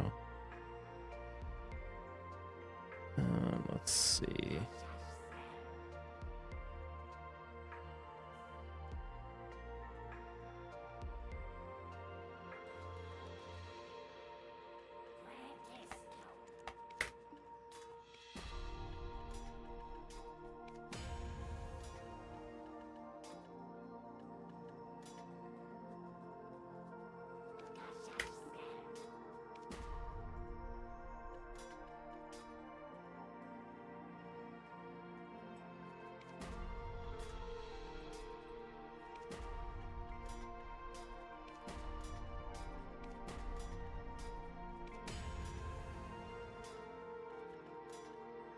The hand single this time, I'm just trying to make 110 stacks, make a bunch of TED accessories, sell them. Just to make a little bit of cash.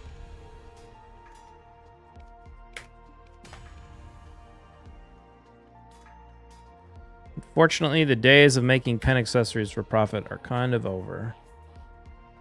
They're just all super bad now. How many taps are you going for today? We're not really going for anything too crazy. We made a Tet Debo earring earlier today. That's about it.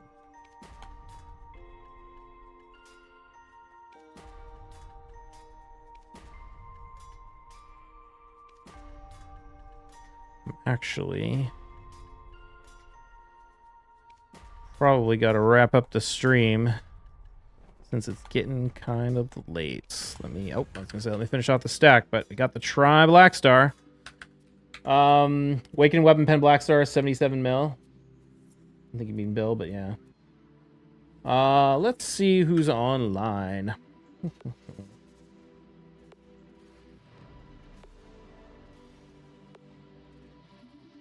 Jay Kuhn's playing Path of Exile. Interesting. So is Wutaru. Is there any Path of Exile seasons?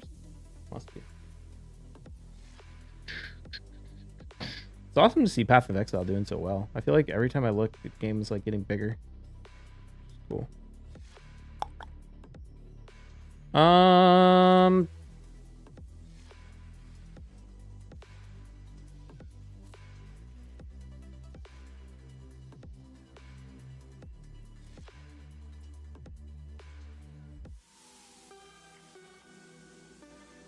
Why don't we go raid Flowing Willow? We casting a number of spells from here without paying their mana cost. What's he up to? Alchemy and playing Magic? Alright. PoE's fun. I play it. Yeah, dude, PoE's a great game. I haven't played it in a while, but every once in a while I'll go back and dabble in it a little bit. New league brought a ton of new things, plus quality of life. Nice. It's good to hear. I might get back into it when, like, maybe when PoE 2 comes out, I'll get more seriously into PoE.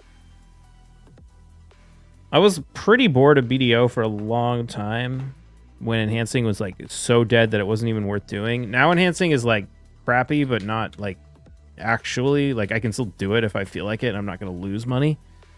But yeah, I don't know. All right. We're going to go raid Flowing Willow. If you guys don't know Flowing Willow, OG BDO player, super boosted, and all sorts of different things in the game. But let's go say hi to him. Thank you all for hanging out with me. I probably won't be on tomorrow, but you can probably expect me to be back on Thursday. So follow the stream, subscribe to the YouTube channel, all that good stuff. And I will see you all in a few days.